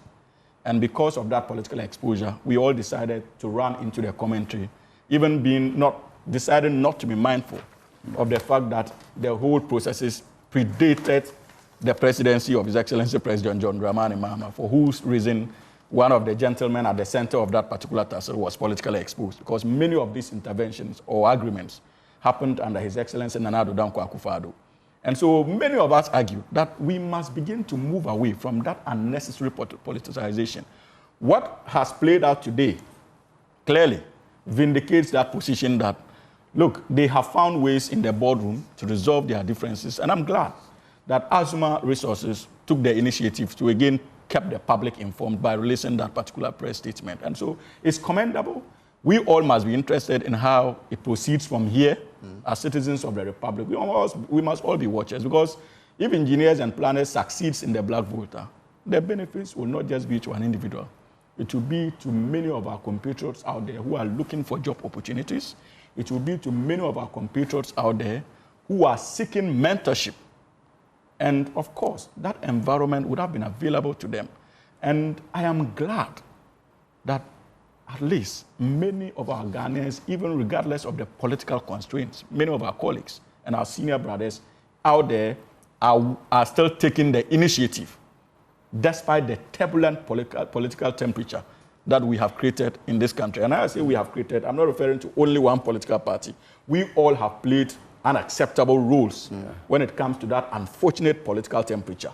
And the time has come for us as a people to appreciate where our politics must end and where we need to privilege that national drive to ensure that we develop our, what we call in economics, I think it is called, is it your competitive advantage, right? Yeah. To take advantage of our competitive advantages and develop it and try to insulate it from our needless political temperature and understand that, Look, that is the only way we can truly develop this country. That's a tall mountain to climb. I know. Insulating. It's going to be difficult. Hamza, this is progressive, yeah. This point is progressive. But why is it starting now? No. You see, why it's not starting now. I can give you examples of businesses. I'm just making a call, and I made a point that in the past we all have been part of that unfortunate political temperature. But even though the person but again, there's absolutely nothing wrong with it starting now because this government promised a reset. Okay. And what that reset means is that even we are going to take decisions that unconsciously or consciously will contradict stance even NDC leading members took as far back as 1992. Okay. Because we appreciate that this is a golden opportunity for us to get things right. His Excellency President Mahama has one term. And so he's also insulated from the needless political pressure that drives allocation of limited national resources. So he has an opportunity to invest in sectors that can truly benefit us without being unnecessarily constrained by parochial partisan injectives, or if you like, direct initiatives. And that is a golden opportunity that we can take as a people. And I am not making that call now. I can give you examples of President Mahama having made that call, that there is a need for us to move away from heated political temperature. As far back as 2008, when he was even running mate to His Excellency President John Evans Atta Mills. That track record is there. 2008? Yes, as far back, he was a running mate in that election. Have you forgotten? Yeah. To President John Evans Atta Mills. Yeah. So, and his character is known to many of us, even including our opponents in the New Patriotic Party. It was not for nothing that when he first emerged, those who spoke highly of him were actually NPP senior members. All right, thank you. So that record is there. We just have to take advantage of his presidency to ensure that we try to take advantage of many of these sectors for the benefit of the entire republic. James Bonfe. Well, I want to begin by saying that to build this nation indeed will require collective hands. And that would be to accept that in Ghana, we are made up of people more than those who choose to do partisan politics. But even more, Ghana is more than NDC and MPP. The fact also is that there are a majority of Ghanaians who have decided not to be involved in partisan processes. Majority, if you look at the statistics that anybody can show. So that in our conversations, we need to be able to look beyond our partisan enclaves. That becomes a bit of a limitation to a broader conversation. For me, this natural resource conversation must point us to the key injustices in the area of ownership, which has had a lot of the underlying reasons for many of the problems that we see. Illegal mining, excesses, and so on and so forth. And also limiting private involvement in what we do and how well we do it. And how sometimes we break or breach the laws in doing that. And I want to start with the issue of ownership of our mineral resources. The prevailing law or legal regime is that it is 100% the state. Yeah. That is a colonial relic flowing from the failed Crown Land Bill of 1898. After there was a resistance through the Aborigines Right Protection Society and their friends in the United Kingdom that no, we will not allow the state, individual and family lands to go into the state, just because minerals are there. And in 1913, a study was done to establish that the entire bed of Ghana, the land bed of Ghana, from the north to the south, to the east to the west, we are sitting on gold. So if you don't take care, then it means we are going to have a situation that as we have in South Africa and East Africa. And then subsequently we said that beyond what they said, that if you find a mineral, seek permission from the state actors before you can go and mine. Now we said the mineral belongs to the state and it is held in trust by the president for and on behalf of the people of Ghana, denying the people who own the land any right to those things, except to say that when we have mined, we paid some royalties and they get a share of those royalties. That legal regime must change for the people to have a fair share in the ownership. And it's my proposal that the state should take 65% because of the overarching role the state plays. Let the owners take about 20% and let the local authority, who will also be acting in a capacity as the state anyways, to have about 15%. That is a proposal. We can discuss it and look at it. Okay. Then beyond that, the laws that we have in business, contractual engagements, acquisition, let them work. Our biggest problem in this country is infidelity to the law. And if you like playing caricature or convenience, when it pleases us, this is okay. If it does not, that is okay. If it is being done by us, this is the law. If it is not, no. We cannot have that kind of system. And remember that at the end of the day, promoting Ghanaian involvement in some of these things, it's not just about the economic benefits, but it's actually creating wealthy people in the country who can contribute largely to the wealth of the nation.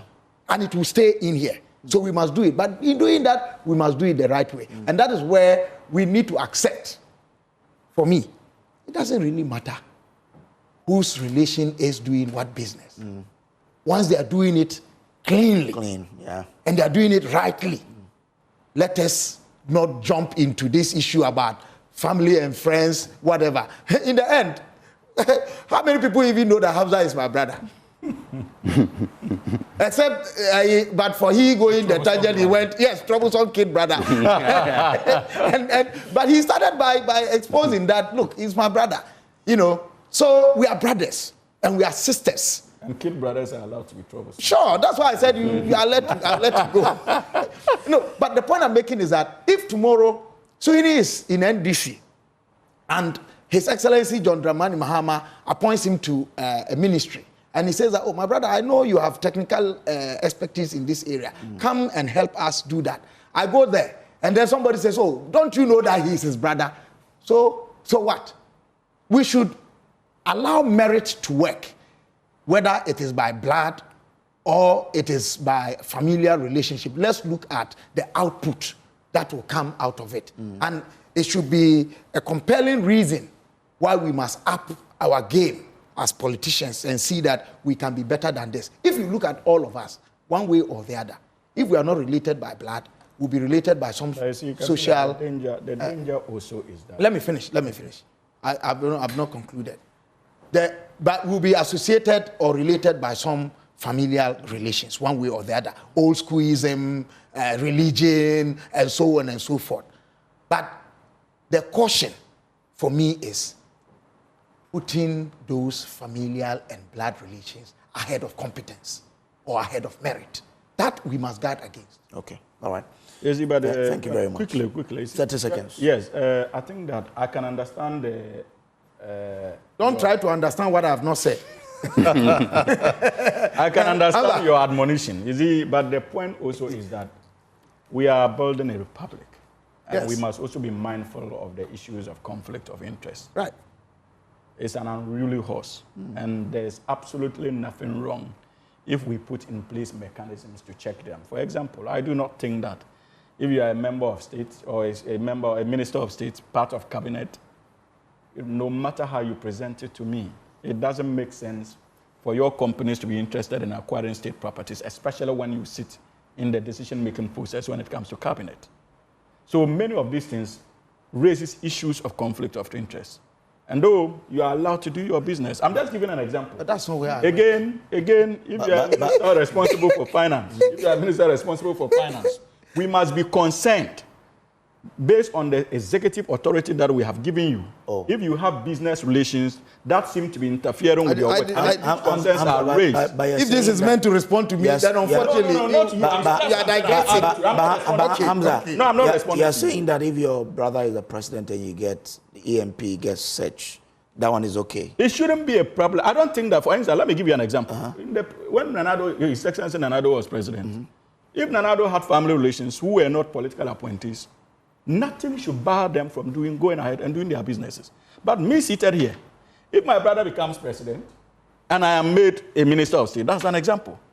And you wake up on daily basis to hear that Hamza Sohino, who is a businessman and also minister responsible for, say, roads and highways or transport, is also engaged, his company is engaged in business, it will be unethical. There will be questions, there will be issues we need to talk about. Ibrahim Mahama is not an appointee of this government. Thank you very much. He's a businessman, so he should be allowed to do his businesses. Simple as that. Let me come to Mr. Moni. I think there are issues you want us to look at from your papers, right? Economic Times. We're just wrapping up, so. Yeah. Economic Times, Kukumbo begins servicing restructured debt, but restrictive new EU regulations begin at year's end. CD falls 13% in Q3, but stakeholders upbeat about current trend. Gold price could hit $5,000, and this is coming from Goldman Sachs. He's warning investors to rush for safety. Okay. So do we and get a gold? Okay. Is that it? Yeah, yeah. Okay. Economic Times, yeah. So, is there any other issue from your paper you want us to look at? We're just over some 2 minutes. Oh, I just want to newly sworn in Primpac executives target reforms. Yeah. And maybe what I just want to say is that for the role that we play in our country at this stage in our developmental process, the media is very critical. And it reminds me of something Osajifu Dr. Kwame Nkrumah said at the founding of the Ghana Journalists School. Okay. No, the school. GIG. You know, he said that the power of the media to do good is great, but the power of the media to do ill is even greater and immense. And it is important that our media is ideologically in tune with the focus of the country. If the reset that they promise, which requires a reset, is anything to go by, then we, the media, those of us who get the privilege and the opportunity to come on air, must. They promise the words. Thank you very much. But I also have the MPP side is talking. I'm grateful. I'm grateful. I'm grateful. Let's move on. Now, the custodian says, don't politicize ethnic conflict. In Team for your cautions amid Binyiri crisis. Serene Insurance CEO grabs prestigious award. Professor Alidu to become Tamale Central MP. And I cannot say so. And Ghana blacklisted from US aid program amid diplomatic row. So that's it there. Let me just do this particular message from a viewer of ours watching us from Accra. He says, the manner in which the Chief Justice was removed will likely be regarded as a significant stain on our country's judicial and political history. Again, it was very condescending of Hamza to have described Dr. Bomfe in the manner in which he did. The whole thing was viciously staged and perfectly executed. On the black voter and EMP issue, I congratulate Ibrahim Mahama and say to the NDC and President Mahama that Akufo-Addo deserves an unqualified apology for being accused of state capture. Amazing convictions. Mancha Bruce, the second there, is a professor at at TTU there. Okay. Yeah, that is comment there. I know him. You know Mancha Bruce. Okay. All right then. So thank you very much, gentlemen, for joining us here. But the Black Stars are playing. Oh yes. Unfortunately, Black Stars.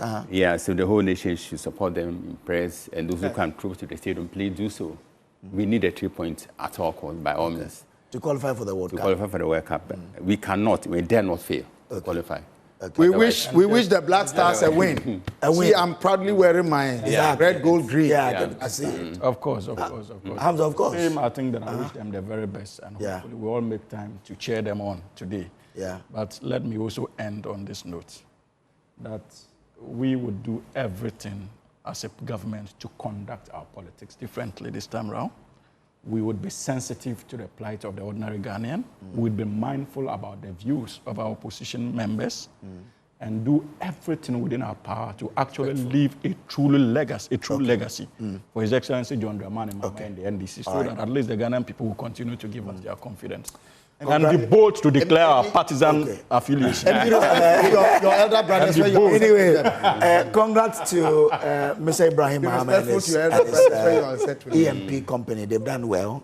I think if you look at the interventions that Mr. Ibrahim Ahmed does, especially in healthcare, it's good. And the ownership structure of his company ignites a sense of national pride. Okay. I think we all need right to. then. Yeah. Let me say good morning to some people who are watching us now.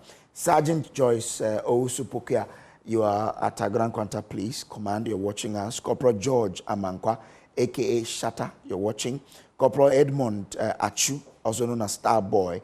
Corporal Stephen Ayaba. Also Corporal James Sapong.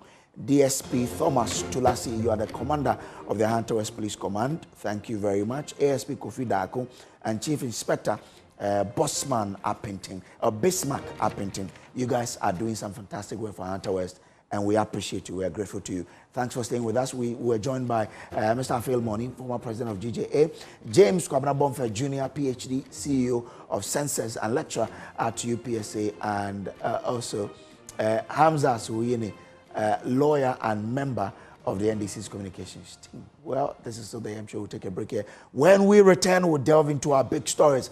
You want to stay to know how some people have perfectly transitioned BECE into a very money-making machine, employing several techniques to just make sure that they aid our students in cheating and making money from that particular practice. Stay with us here on the AM show.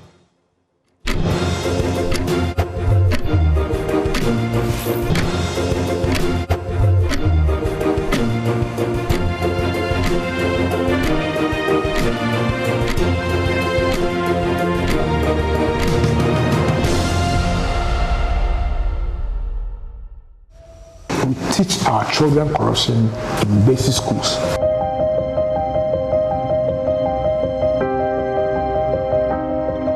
A few meters away from the shores of the Jamestown beaches of Accra, the capital of Ghana, lies the scene that hosts arguably the most disturbing organized crime that involves some staff of the Ghana Education Service GES and pupils sitting for the 2025 Basic Education Certificate Examination BECE, organized by the West African Examinations Council WAEC.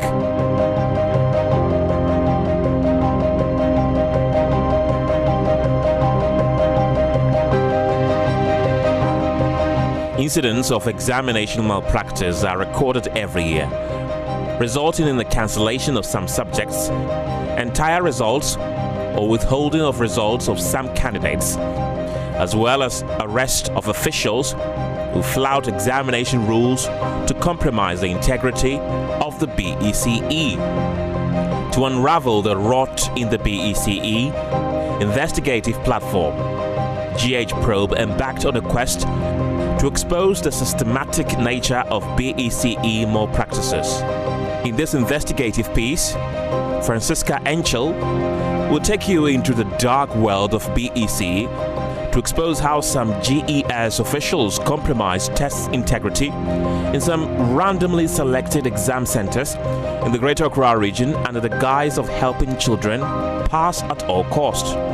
The team conducted its investigations at Derby Avenue RC Basic School and St. George's Anglican Basic School, which hosted 14 schools with total registered candidates numbering 415, to understand circumstances that account for undetected examination malpractices that are becoming an acceptable norm in Ghana. Derby Avenue RC Basic School Examination Center hosted Adomen's Junior High School, Amamomo's Junior High School, Ayalolo 1 and 2 Junior High School, Derby Avenue RC Basic School, Agape Mighty Trinity Academy Paulinus Queensland School, and Bethel ECG Preparatory School, with a total of 235 registered candidates.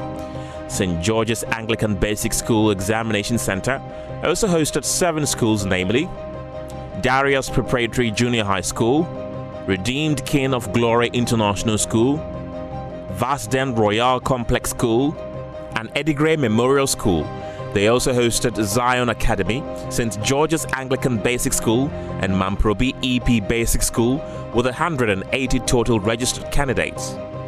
The investigation found evidence of institutionalized examination malpractices perpetrated in a manner of an organized crime for financial gains by some staff of the various hierarchies of the GES mandated to supervise the examination.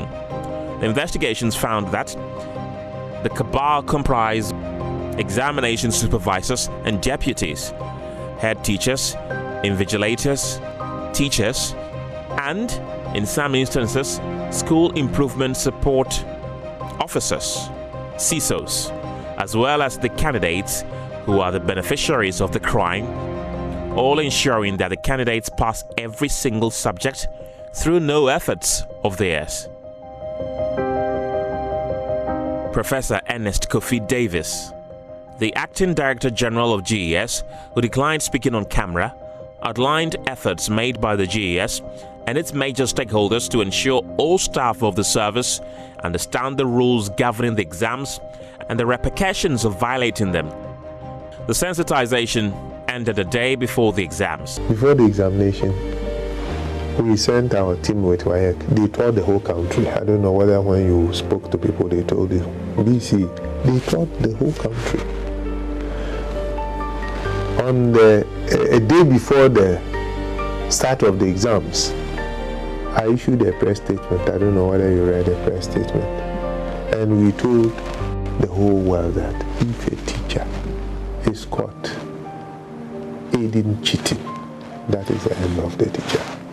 The teacher may be fired. According to the head of public affairs at WAEC, John Kapi, the council spelled out the rules to the supervisors. Meanwhile, on the same day, staff of GES appointed as supervisors for the exams and tasked with the responsibility to relay the rules to the invigilators were rather outrightly preparing the invigilators to break the rules.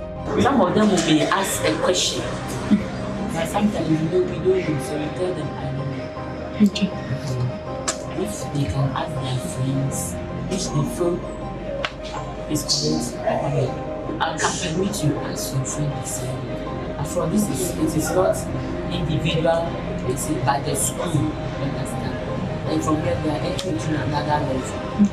So for them to open their schools like this session, so you can ask your friend to fill the gap. It will be very embarrassing that a whole question, why happening like that? And we have to talk to them to when you see strange people. When you see us, fine. When you get a strange person coming, then you can be later. We are letting the standard is coming. Okay. Be on your people. So we guide them. Okay. Every candidate should do independent work. When you hear us talk about collusion, that is what we're talking about. Collusion is simply that you have the same thing running through the scripts of the candidates. So it tells you that either there has been a certain kind of communication between the candidates, or there's been an external source, one source to every single person. So candidates are supposed to do independent work. That is why when you look at the rules, they ask whether each candidate is assigned a desk and a chair. And there's a certain distance from one candidate to another, so that they do not have the opportunity of communicating with each other. So there should be no communication whatsoever between one candidate and the other.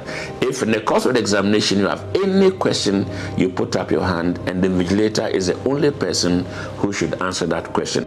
Wednesday, the 11th of June 2025, was the start of exams which would continue until Wednesday, the 18th of June 2025, to be written by 603,328 registered candidates across the country. The exams started with assembly of candidates, after which a CISO laid down the rules to candidates. They were then marched to the exam rooms without the conduct of searches. It would later be discovered in our investigation that the foreign materials that the search would have found were sanctioned, hence the deliberate skipping of the search. According to WAEC, candidates are required to be thoroughly searched before entering the examination halls. One of the first things that you do is to search the candidates thoroughly before they go in. That is why we advise a 30-minute wait period. So searching has not been cancelled. It is still an integral part of the process before the examinations start. This investigation found that the examination malpractice is perpetuated directly by some staff of GES who provide candidates with answers to all the questions. The answers come through an invigilator dictating the answers, presenting pieces of paper with handwritten answers to candidates to copy and pass on to colleagues. And in some instances, they come on printed sheets distributed to as many as possible candidates at a go. At 9 a.m., the bell announced the start of exams. Unlike a normal examination hall that is characterized by total silence and focus in the first 30 minutes of the start of paper, this investigation uncovered a strange phenomenon. The halls were noisy, candidates were not writing anything, and some were sleeping. To the utter surprise of GH probe investigators, about 30 minutes into the exams, some particular invigilators abandoned their duty post to distribute answers to the questions in batches, one question after the other.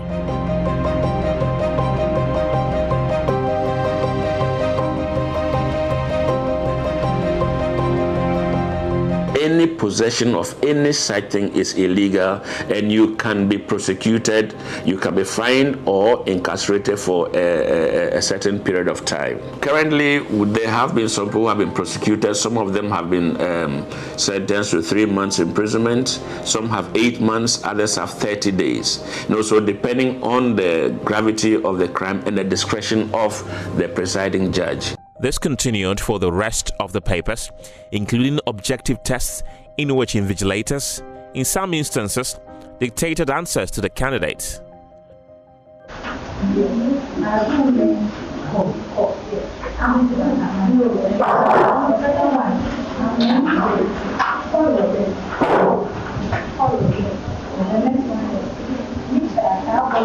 This explained the scene at the start of the paper.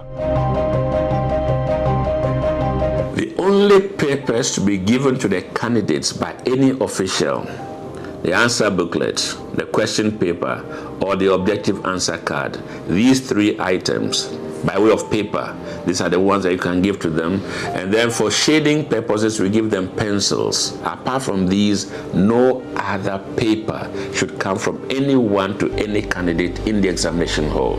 So if any examination official, a supervisor, or an invigilator is found distributing any other paper in the examination hall, it is illegal. It is wrong. To ensure that the happenings in the exam halls stayed in the exam halls, all answers distributed on papers were taken back by invigilators before exiting the halls. Aside from providing the candidates with answers on papers and by dictation, there was also heavy dependence on mobile phones, a development that was sanctioned by the invigilators and supervisors. The phones were used in 2 ways: answer transmission from invigilators to phones of candidates and the use of artificial intelligence, AI. I think parents should desist from providing mobile phones for their children, because at BECE, I believe that, well, much as maybe some of them are big enough to earn money, a child who is in JHS3 certainly would have gotten a phone from the parent. And so if a child is going to write examination and you say, for this week, I'm taking your phone away from you, you have not done anything wrong. On the contrary, you are serving a good purpose to help the child to be independent in the work that they do. GH Probe found that one invigilator takes phone numbers of candidates in possession of phones. Questions are solved in a so-called strong room, and the answers are transmitted to the candidates through their mobile phones. They copy and pass their phones on to colleagues who have no phones.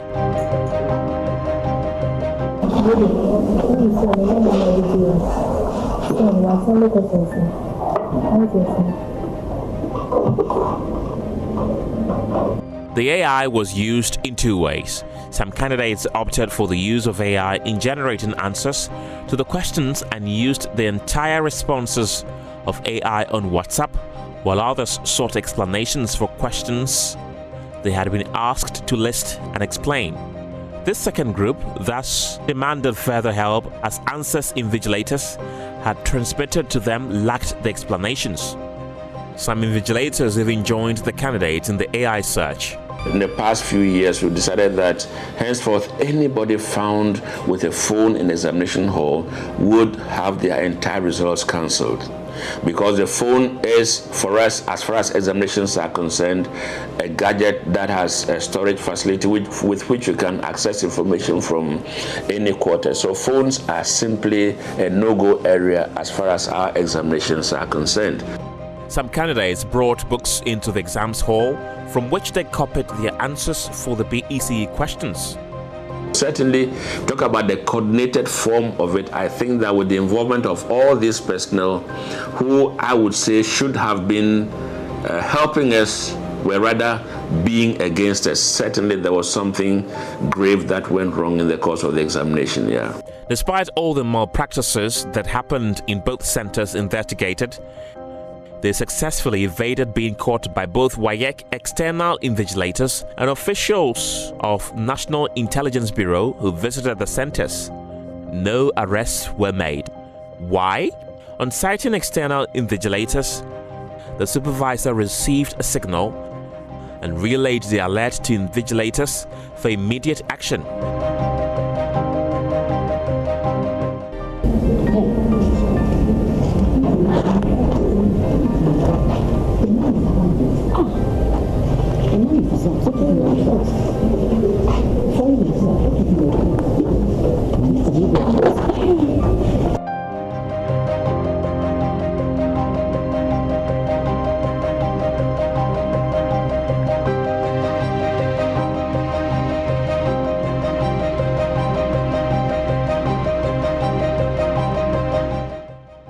Teachers and head teachers of participating schools were seen at the exam centers before, during, and after every paper, interacting with invigilators and supervisors and actively making efforts to compromise them financially in exchange of assistance to the candidates.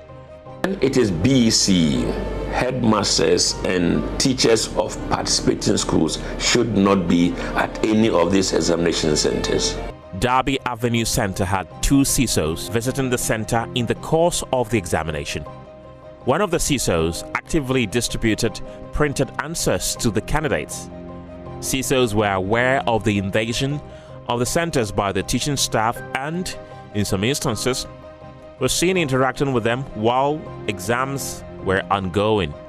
Mr. Kofi Asari, Executive Director of Africa Education Watch, a non-profit education policy research and advocacy organization, believes that the categories of people selected to supervise the examination have vested interest in the pass rates. Hence, assigning them to supervise the examination is putting them in a conflicting situation.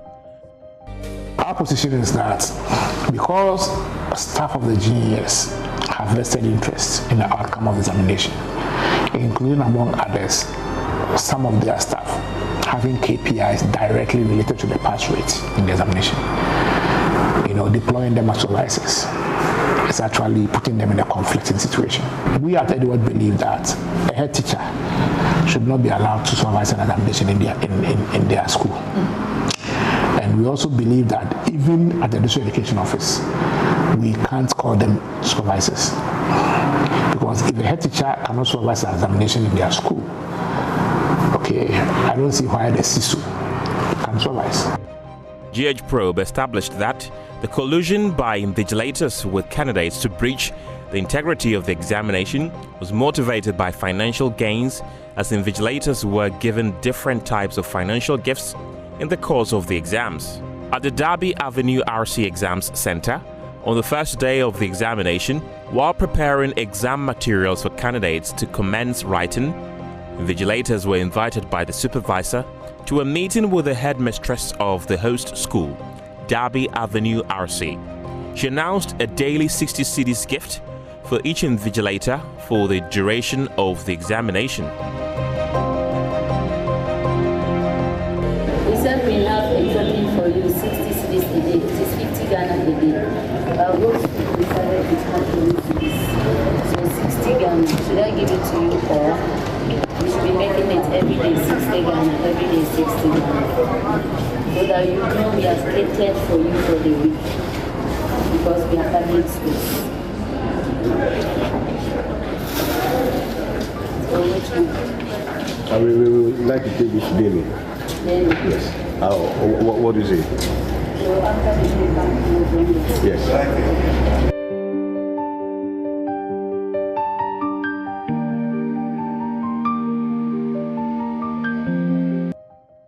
Candidates were also instructed to give their invigilators money at the end of every day's examination.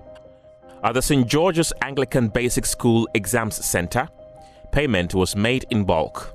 The supervisor handed envelopes containing 400 cedis to each invigilator.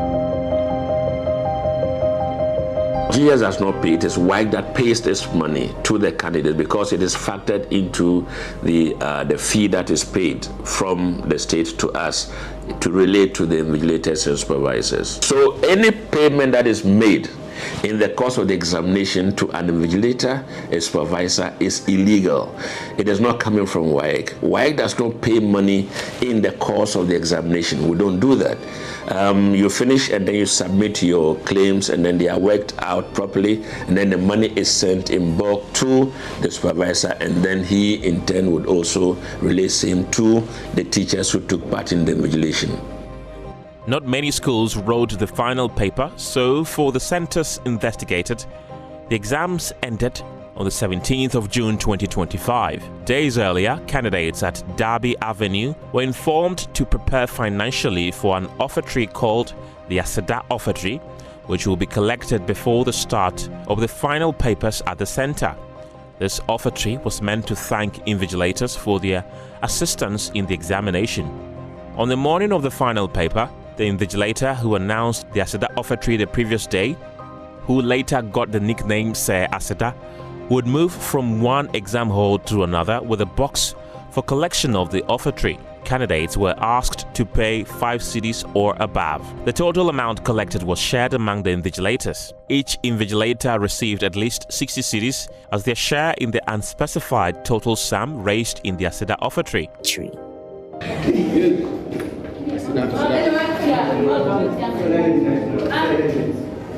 How much is that?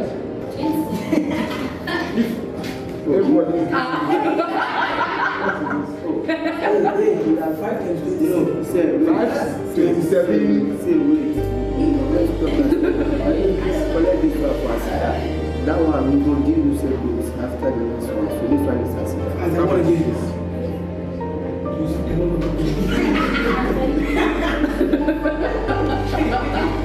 Add 5 so that you give 50. Hurry up.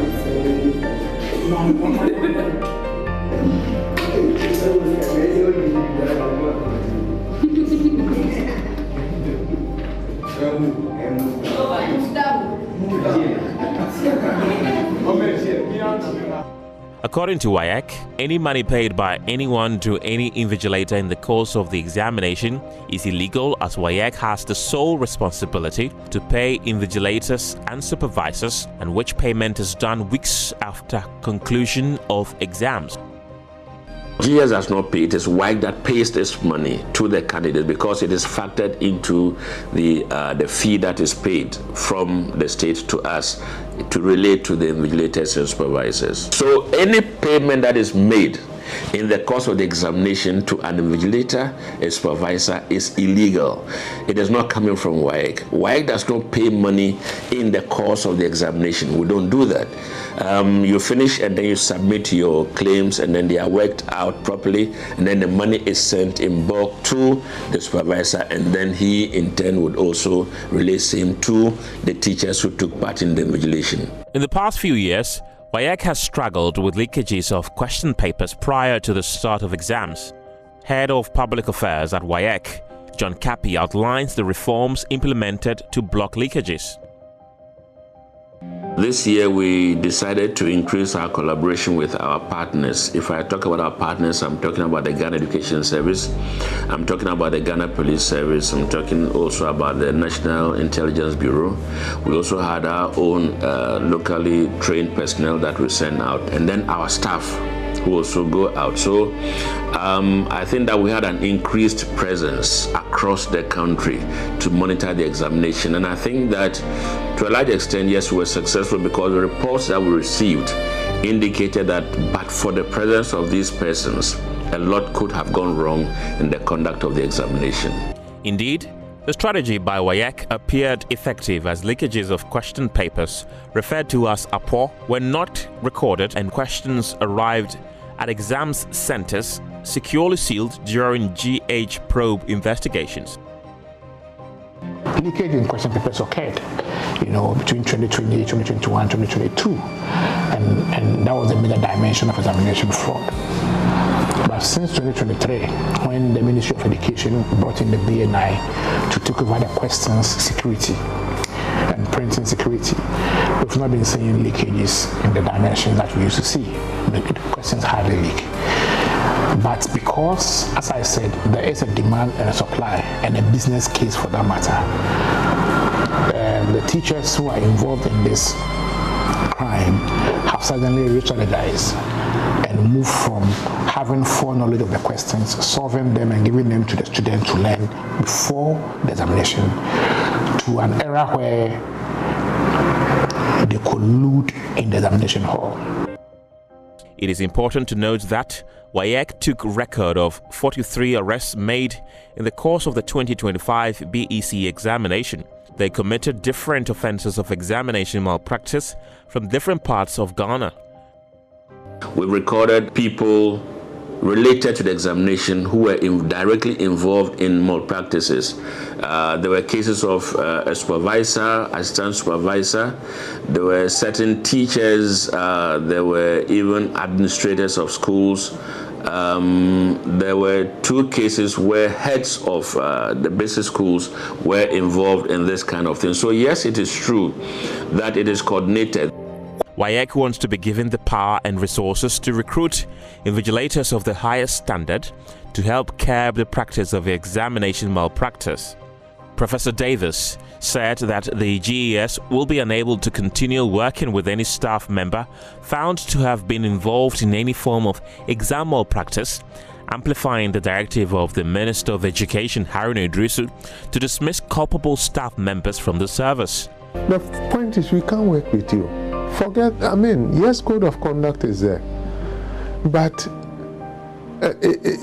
we hired you and we feel you are a threat. You cannot be with a student. So you want us to send somebody who will go, instead of teaching the student in the classroom to pass, decide to take the question to the student to exams room. You want us to keep the person in the school? Kofi Asari spoke about the negative impact of exam malpractices on Ghana. The major impact of examination malpractice is felt on the social fiber of our society. That is where we breed corruption. We teach our children corruption in basic schools. Corruption 101 is what we teach them when we support them to participate in examination fraud and examination malpractice at the basic level. So you are grooming the child to understand that corruption is normalized, and once you can make it, the most important thing is that you have made it. If you start teaching your child corruption in basic schools, the child will never unlearn it at the tertiary level, and they will grow up to become corrupt citizens, corrupt adults. That, for me, is the most damaging impact of examination malpractice. Professor Davis also decried the negative impact of exams malpractice to the nation. We don't want to have professionals who have cheated their way through, because once they finish secondary school, they are going to university and they will come out as professionals. And I don't think nobody will be happy being operated on by a doctor who cheated his or her way through education. So we frown on it, And any head who will do that should pray that he or she is not caught. But once he or she is caught, WAEC is demanding adequate supervision of teachers to ensure that candidates are properly prepared to independently write and pass the exams. First of all, I think that we need to look at the teaching in the schools, supervision of teachers. How much teaching have they done? Because if you look at the fact that a teacher would want to go and assist their own children in an examination hall, the least conclusion you can come to is that this person hasn't done his job in the classroom in terms of preparing them for the examination. So ill preparation of these candidates may be the major factor that is pushing them to go out there and try to assist the candidates in the examination hall. So if there is adequate supervision of teaching and getting to know whether indeed these candidates are being adequately prepared for the examination, probably it will be a thing that will cause us to tell that, okay, fine, they are prepared to go, and then they can go out there and write the examination independently. I'm sure. And just gone by is that fantastic work done by Francisca Incho. Just uncovering the sort of network that some people, some scrupulous people are using to aid our children to cheat in their BECE. Let's do some more on this particular development. And we've been joined by Dr. Peter Adei, who is the Executive Director of the Institute for Education Studies, IFEST. We also have Professor Alhassan Suleimana Annamzoya.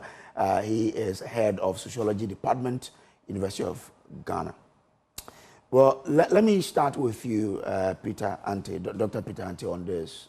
You've researched into education in Ghana for some time now. What could you point your hand to as to what could be causing this latest development where now the cheating has been institutionalized? We know that cheating has been with us over the years, but this is quite on a different level. Very much, and good morning to Kofi and Prof and your viewers. I think that if you look at the literature on examination malpractices, you would realize that the issues that, or the factors that contribute to this are multifaceted. There's a lot of factors. You cannot single out one factor and say that this is the reason why people would want to engage in examination malpractice. And if it was like that, then it would have been easy to deal with it. But because the reasons, the motivation of people to undertake examination malpractice is varied and a lot more, it becomes difficult for us to even tackle the problem as we continue to face it. One is the desire to actually meet certain standards that the society has set upon itself. You know that in our system, every student would want to enter or go to one of the best schools in the country. And that pressure alone means that the school would have to help that particular student in order that his aim or his objective would be achieved. In helping that student, the school also benefits because that particular school would be projected as a school where all students get they normally say they scored 100%. I used to teach in a private school, and that is a big deal. When we go for meetings and we are doing some interaction, that things, our proprietor would say in this school, we always score 100%. So it is a big deal for the school. It is a big deal for the student. It is a big deal for the parents because the parents do not want to stress, you know. You wouldn't want to go and then beg people or pay huge sums of money for the child to be placed in a particular school. So if I can get my ward to go around the system and pass once and for all, why wouldn't I do that? And I've said that if you look at that practice, you would notice that sometimes PTA executives accompany this case and are with them throughout the week.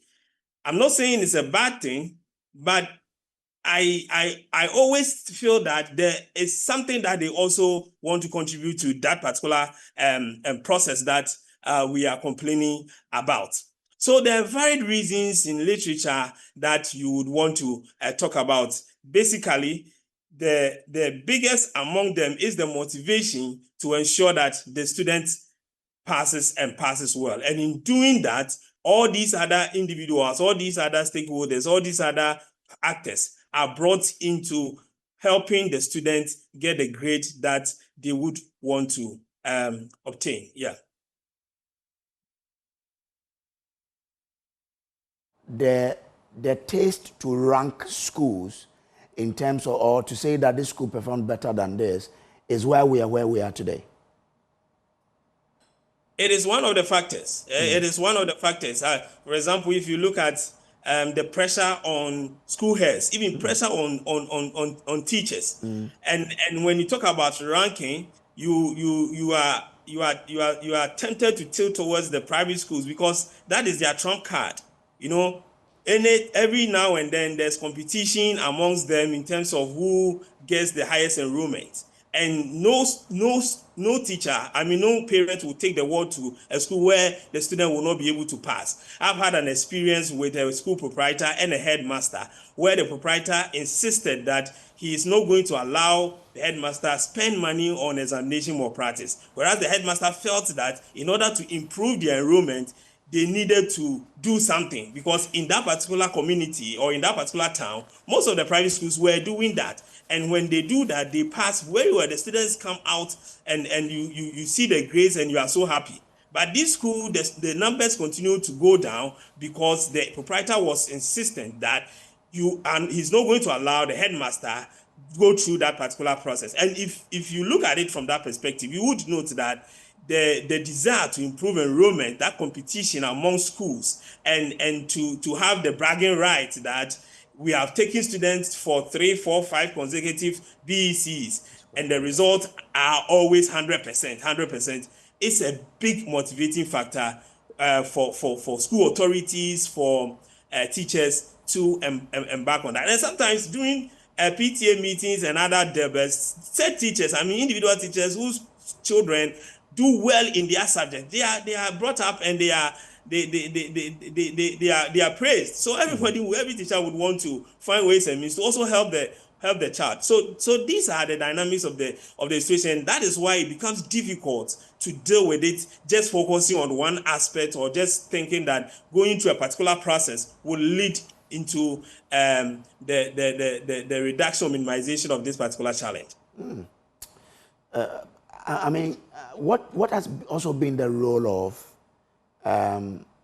some of the grade A schools, senior high schools, going for the best, such that if I want my child to be in the grade A school, I definitely have to support him or her to pass it. Yes, and it's because of the nature of our resource distribution in our education system, I think at the secondary level. We all know that if you get your child in a category A school, the probability of the child doing well is high. He's exposed to varied resources and other things. Nobody would want the child to be in a category C school and not even talk about the other ones. So how would a parent who wants to be proud of the child help to ensure that the BC is secured? The only way will be to also find means to assist. Previously, as Kofi would attest to, you would notice that they would go looking for the questions, and then they would now help. Get the questions for the ward. Then the ward prepares. But because of the vigilance and the interventions that have been put in place through the help of my brother Kofi and others, you would notice that pre-examination malpractice have reduced to 8 bearers minimum. I'm not saying that it is eradicated at all. No, there are instances where people are saying they had access to questions, but it has reduced to 8 bearers minimum. What is happening now is in examination malpractice that happens during the examination period. And that type of malpractice involves teachers, supervisors, parents, school heads, WAEC officials, and all people involved, because that is what happens during the exams. And their parents can influence, and that's why I was mentioning about PTA executives following children to their centers throughout the week. And sometimes you marvel that, and some of them will sit there. I understand you want to give moral support to the kids. It's good, but it has also other implications for examination malpractice. So yes, the desire to get a child to a category A school because of the nature of resource distribution in our secondary school system is an issue that we also can be listed as part of the reasons why parents especially, engage in malpractice. Let me bring in Professor Anamzoya here. And Prof, I want to find out from you what the impact could be, because someone would argue that, well, does it matter the performance of my child at the BECE or what he or she is able to do at the senior high school level? So if I aid the child to pass, but goes to the senior high school to perform, does it matter that I aided him or her to cheat? Okay, so thank you very much. Good morning to my colleague panelists. Good morning to those who are viewing and listening from different parts of the country. A disclaimer, I finished my term as head of department just last month. So as at the end of July, that's July 31, I ended my term successfully as head of department. So it's important Thank you very much for the correction. There's a new department head in sociology. Thank you very much. Now, I mean, when I looked at the documentary, I feel sad. I feel terrible that we have come this low as a society. And whatever the situation is, it is unacceptable to cheat your way to the top. Okay. That's the meaning of that. You are cheating your way to the top. You want to go to senior high school and you are cheating. There's every likelihood that when you cheat to senior high school, you cheat to the next level. And when you even cheat to get a job, you cheat to get promotion at your job places. I think that there's a big problem. And the problem is about how easy or cheaply we want to achieve. Some want to achieve. You have to study, and study very hard, and pass your exam before going to the next level. You have to study, burn the midnight candle. And parents must buy their children or what the midnight candle and not pass questions. Parents must teach them to learn hard work. Because what I teaching them, and of course, let me state that I have not seen parents' involvement in this particular documentary. I've seen more of children themselves even contributing money to teachers after they successfully cheated during examination. But they take these monies from the parents. Yeah, but I'm coming to a point. You see, a very fundamental point, that even when children on their own can share money to invigilators, that's more terrible. That's more terrible. Okay. What are we teaching our children? That you do wrong and get away with murder? Or you pay for murder, literally? You pay, and the teacher was happily taking the money, like they have done collections and then they are distributing the reward. Honestly, and I mean honestly, children that we should teach them morals, ethics, at a very basic level, we are telling them that what they would have heard outside there is not the case. They can cheat and pay for it. Wow. And honestly, supposing somebody works hard and you didn't work hard, but you got on top there, what have you done to the society? You have denied very competent, hardworking, honest students the chance to get to high level. Yes. And you can imagine nationwide how many people are denied this opportunity because they did not cheat or they couldn't cheat. Why are we those who should be protecting the basic foundation of society, be those who are destroying it? Because we say that children are the future of this country. And if you are a teacher protecting the future of this country, and the protection that you have to give is rather to teach them how to cheat and even be part of the cheating and be happy about it, then the future of this country is bleak. Then we have no, as teachers and parents, we have no moral right to condemn politicians for what they are doing. We don't have. if we do not stand on certain ethical grounds as parents and teachers, we have no basis to condemn other people what they do. So my initial comments are this is unacceptable, it's reprehensible, it's beyond the word sad.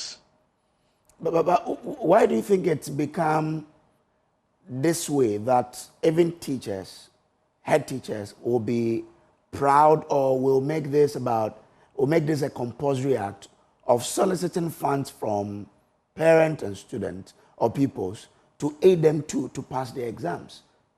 Why really is the thing? What can you say is the background to all of this new development? There are several reasons for this. I mean, I've heard about my colleagues speak about competition, unnecessary competition. I mean, teachers want to, or schools want to show that in our school we have been getting 100% passes, or our students have been getting the grade A schools. And of course, if your school is able to achieve this publicly, you are doing an advert for your school. So parents would be happy to send their kids to schools where they achieve such a higher resource turnout. That's one key thing. But one could also look at society rewarding or not punishing wrongdoing, honestly. I heard the GES boss talk about if you're a teacher and you do this, you can be sacked, or it's beyond sacking. The school that it happened should be closed down immediately. Yes, close down the school immediately. If I have the authority, that school that the cheating has been recorded and it is very visible, first action, close down that school before we even start any investigation or other sanctions. Yes, we should be able to meet out. Human beings need to be made to, work according to the norms of society. Why do we have deviance? You may say that, the norms are there, but the values too are there, and therefore people are able to, go around the norms to achieve their values. But is that the best? So for me, whatever the reason is, whether people are competing among themselves, whether schools are in competition to determine which school brings out the best of results, punish people who get involved in this act. Close down schools that get involved in this act, and see if next year you record similar incidents again. Prof, do stay with me. Let me bring in the General Secretary of the National Council of PTA, Gamson Kofi Raphael. I'm grateful to you, Gamson, for joining. Now, I mean, how is the PTA receiving this news of that network of teachers, parents, pupils working to make or to aid pupils to cheat in these exams? You are the Parent Teacher Association. How are you receiving this? First of all, let me thank you, and let me also commend the earlier speaker. I think I heard excerpts of his interview, and I think that he has brought in the scope of the discussion, and we are also grateful that at least Joy News, one of the most seasoned media houses in Ghana, has seen this as a national concern that we all need to speak to it. But let me also commend the West African Examination Council and then the GES Ministry for coming very firm and standing firm that these are not that we should encourage. We should train the children to be very honest citizens, not dishonest people. But the problem is bigger than even what we are discussing, and limiting the scope to parents, teachers, and then maybe invigilators or whatever. To be very honest and candid with you, some of these issues we are discussing, it starts from the head of the GES, some of their offices. You have some municipal directors of education who would encourage headmasters that, look, we're going to sign a performance agreement contract that we are supposed to deliver 100% in terms of BECE performance. And it is tied to other benefits. So whatever we have to do to make sure that probably when they score the whole country, our municipality was maybe 20% or 30%, we need to scale up. We have to do it. The question we have to be asking ourselves, who recruit these invigilators to go and supervise the exam? It's not WAEC in collaboration with the Ghana Education Service. Okay. Or they are not the people who recruit the invigilators. They are the ones. So why do you want to fault a parent who has been made so vulnerable that, look, your child's performance is tied to the school that he will attend. We are not even looking at the structure of the school. We are not looking at the nature of the resource envelopes that are given to specific schools in terms of the quality of education that we expect from these schools. And issues like this will come. Yes, you fault with the parents in a way. After all, in the account balance, if you have parents who, excuse my language, if they, whatever they have to do to make sure that their children pass to get to the next stage of education, they are vulnerable. They will do that. But the point is that the invigilators in the schools are recruited by the district directors of education with their examination officers. Together with WAEC, they recruit the invigilators. What kind of orientation and what kind of backroom discussion goes on at that level? To the extent that this cheating can be done with the full clear, with impunity, and nobody is afraid. Because people think that they can pay their way, they can influence the system and make sure that their schools get the right results. You have heard who will compromise on anything.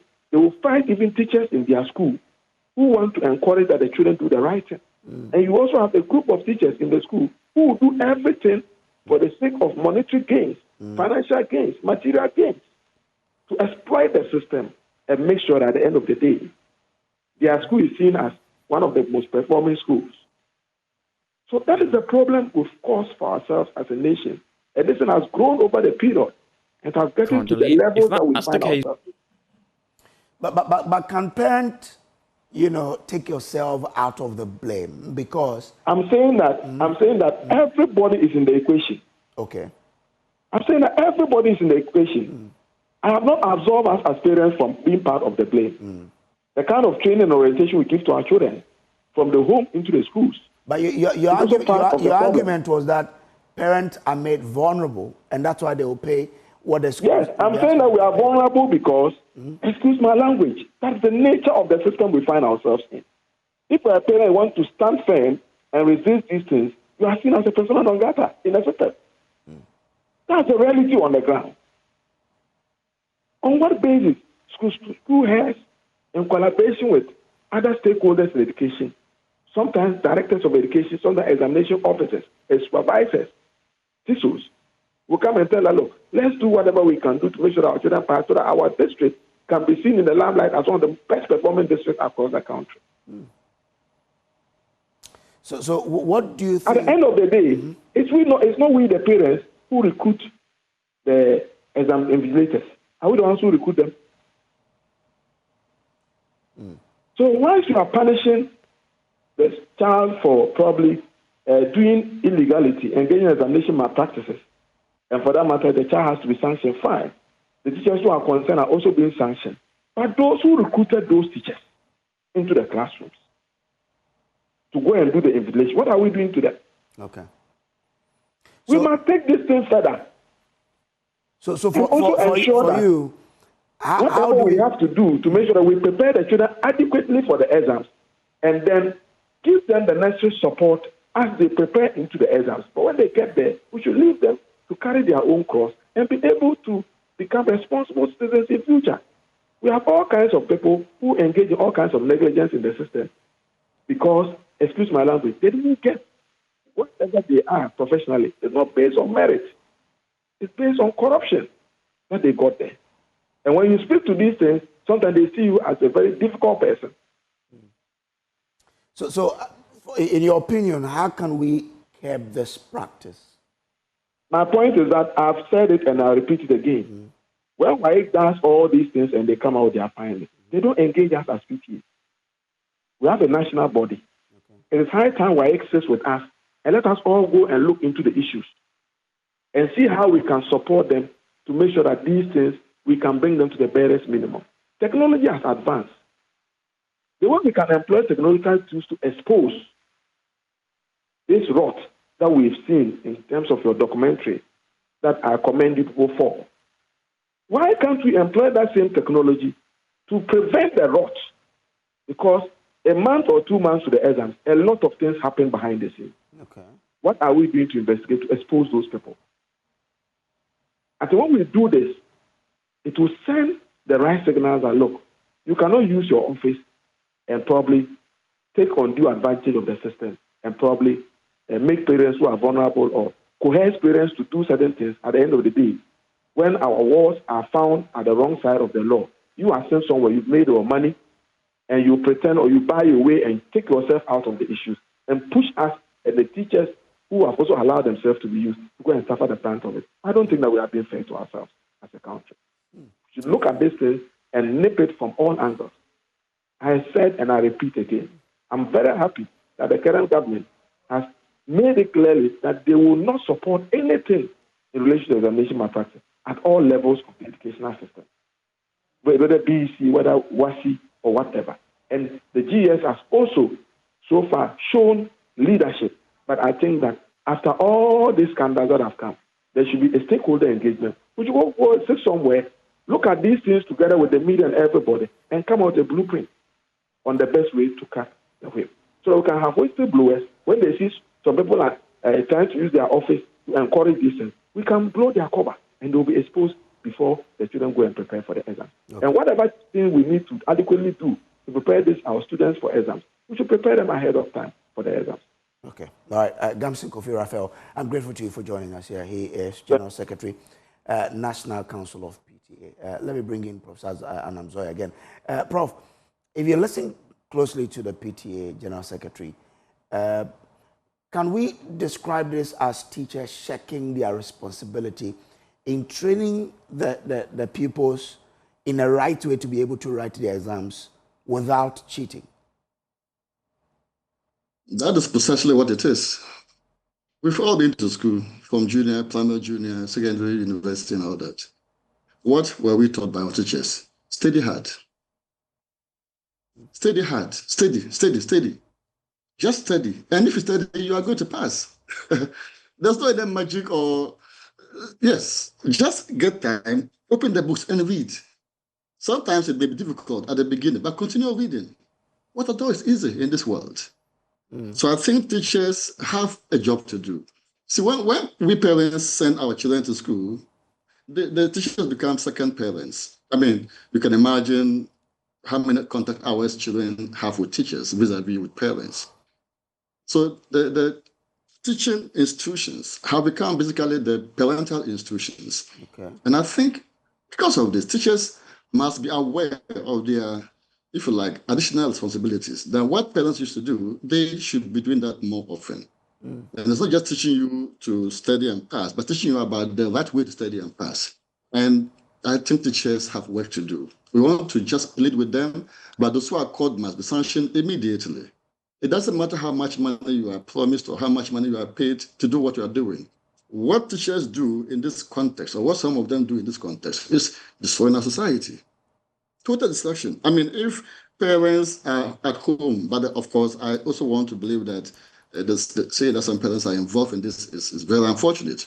If you are a parent and you are involved in this, I think you should think twice, because what are you teaching your child? That he can cheat and still pass? And supposing he comes home to cheat you, the parent, if he applies what he has learned in school on the family, how will he feel? Because what they learn in school, if they add the cheating aspect, they can also cheat in society. And that cheating can affect you as a parent, can affect your community, can affect your country. So the most important thing for us to do, parents and teachers, is to work together and ensure that children are taught to study very well. And of course, now technology should be the way of enhancing learning, teaching and learning, and not a way of enhancing, if you like, cheating. I also want to add that we should hammer on the, one of our former vice chancellors, Professor Enesayete, had told us during convocation that we should tell our students that cheating in examination is as bad as stealing your colleague's mobile phone or your colleague's iPad. Like the idea of cheating, we should let it sink into the minds of students that it is as bad as stealing your colleague's iPad or your colleague's mobile phone. We see cheating to be like, we are not normalizing cheating. It's normal. After all, well, we only got some money and paid and then we got a good result. But in order not to normalize cheating, that's what the term Professor Adei was telling us, to liken it to stealing tangible objects. And then students can see the gravity of what they do when they involve in cheating. And I think parents and teachers should come together for the sake of their own children to work out the best way forward in terms of how students can study and pass, and not how students can cheat and pass. All right, let me bring in Dr. Peter Ante again. Doc, we've all been through the basic level. We've been through education in this country. If this is to show that there's teachers checking their responsibility, this also then clearly shows how education in general has deteriorated over the years, not so? Well, it will not be far from right for you to indicate that the quality of teaching and learning has gone down over the years.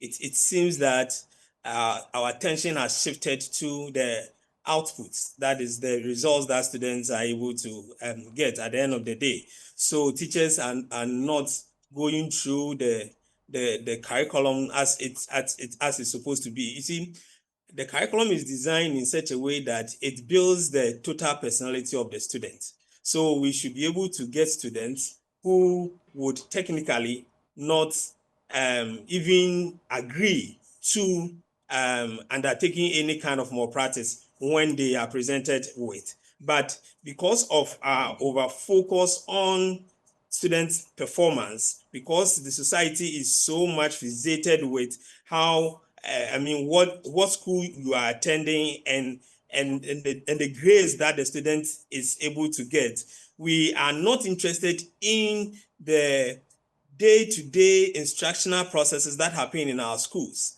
It is what they say, that the end justifies the means. So whether teachers are going to school, whether students are going to school, whether we are meeting the inputs variables of higher education in terms of student to class ratio, student to teacher ratio, student to desk ratio, we are not interested in that. All we care about is that at the end of the day, the student had 10 ones. At the end of the day, the student had 11 ones. Mm-hmm. So we neglect our duties. And then at the end of the day, the teacher is left with no option than to find ways and means to make sure that the student passes.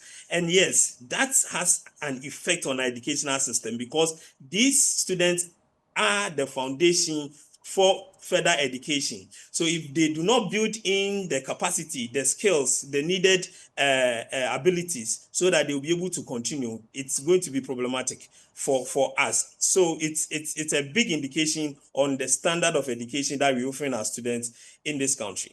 Mm. All right.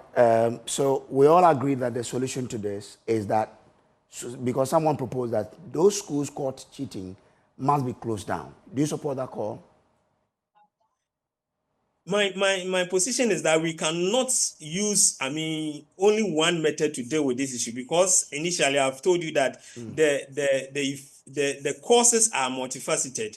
You can pick it from any angle. So you don't look for the solution from one area. We can add that one, closing down the school.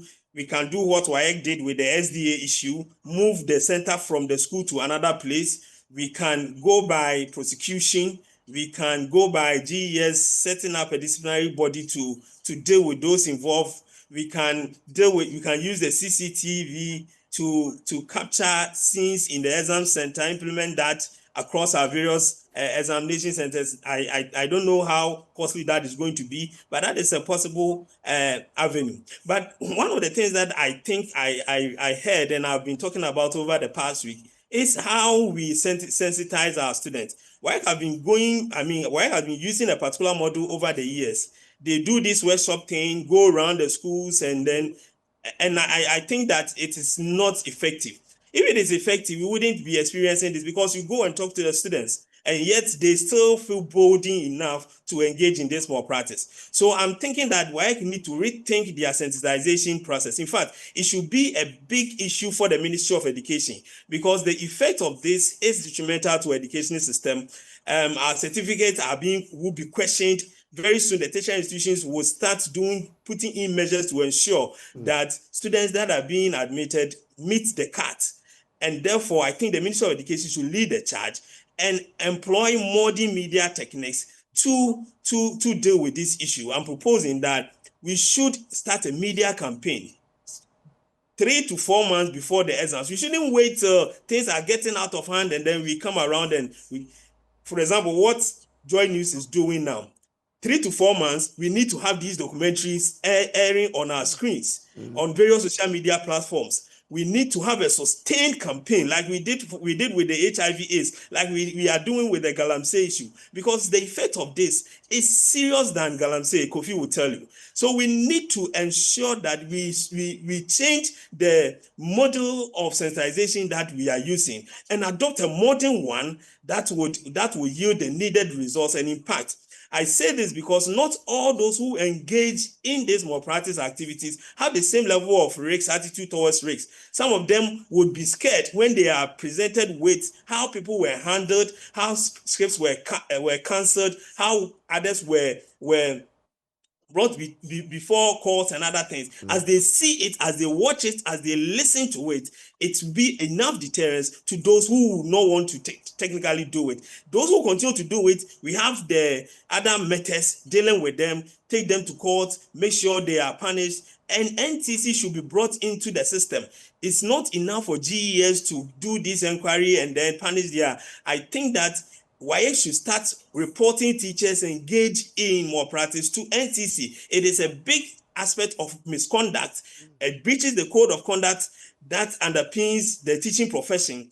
And NTC should be brought into the system to ensure that these teachers lose their license. If we start doing these things, I think that we'll be able to reduce this menace to its barest minimum. I don't know the content of the undertaking that vigilators and supervisors sign, but I think that it's time we also take a look at that one too and see that we can make it more clear enough so that when they sign to this, they are bound by it, and when they go contrary to it, they are held responsible. All right. Dr. Peter Ante, I'm grateful to you for joining us here. Dr. Peter Ante is the Executive Director for the Institute for Education Studies, IFEST. We also had Professor Al-Hassan Suleiman Anamzoya. He is with the Sociology Department of the University of Ghana, and Gamson Kofi Raphael is General Secretary of the National Council of PTA. Now, what do you make of this particular subject? Go onto our social media platform and leave your comment there. We'll take a break. We'll be back with some more interviews. Do stay with us.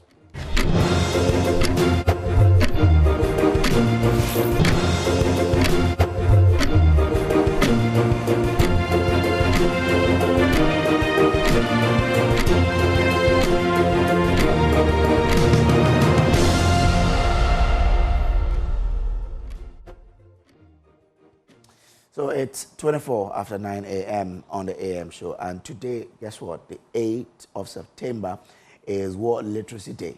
So we have to talk about it because internationally we observe this day, and it serves as a powerful reminder to policymakers, practitioners, and the general public of the vital role literacy plays in building a more literate, just, peaceful, and sustainable society. This year's theme is promoting literacy in a digital era, and it highlights the growing intersection between literacy and technology. But joining me in the studio for us to talk much more about it is Mike Arthur.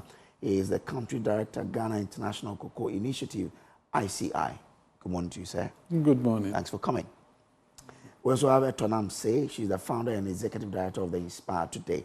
Hi, good morning. Good morning. Thanks for having us. Yes. Okay, so I mean, let's talk much more about this initiative and what it seeks to achieve.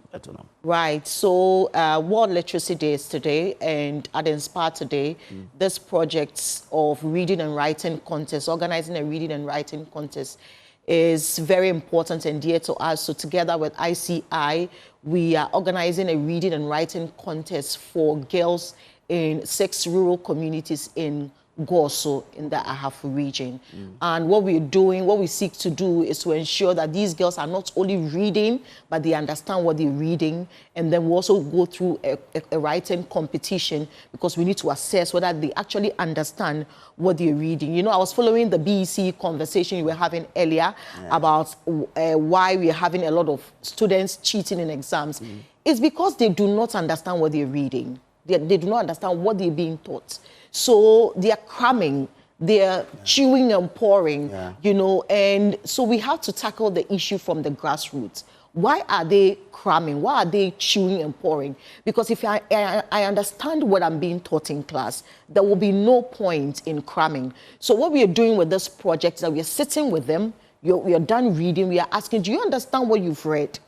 So write what you've read. We want to understand whether you know what you're writing or what you're reading, you know, and so it's going to be a comprehensive exercise. And of course, you're going to be awarded, you'll be giving prizes. So we encourage them to even do more. So we are not just interested in just giving out books, because over the years, Inspire Today, we've partnered with a lot of publishing houses, and we've given books, lots of books out. Now, the feedback is that we give them the books, and they don't really read, and even if they read, they do not understand what they're reading. So for the very first time, we are organizing a reading and writing context, because we want them to be motivated to understand what they're reading. So that's what we are doing to mark World Literacy Day. And your partner is the ICI? ICI. So ICI, Mr. Arthur is there as a country director for Ghana, and he'll be telling us why they decided to. The reason I asked, because we know that the ICI is into promoting sustainable cocoa practices. So, Mr. Arthur, why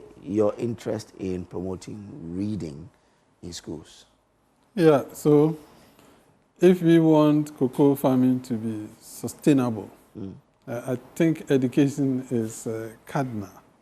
And if children go to school, or let me take it this way, if children don't go to school in the first place, they are in child labor.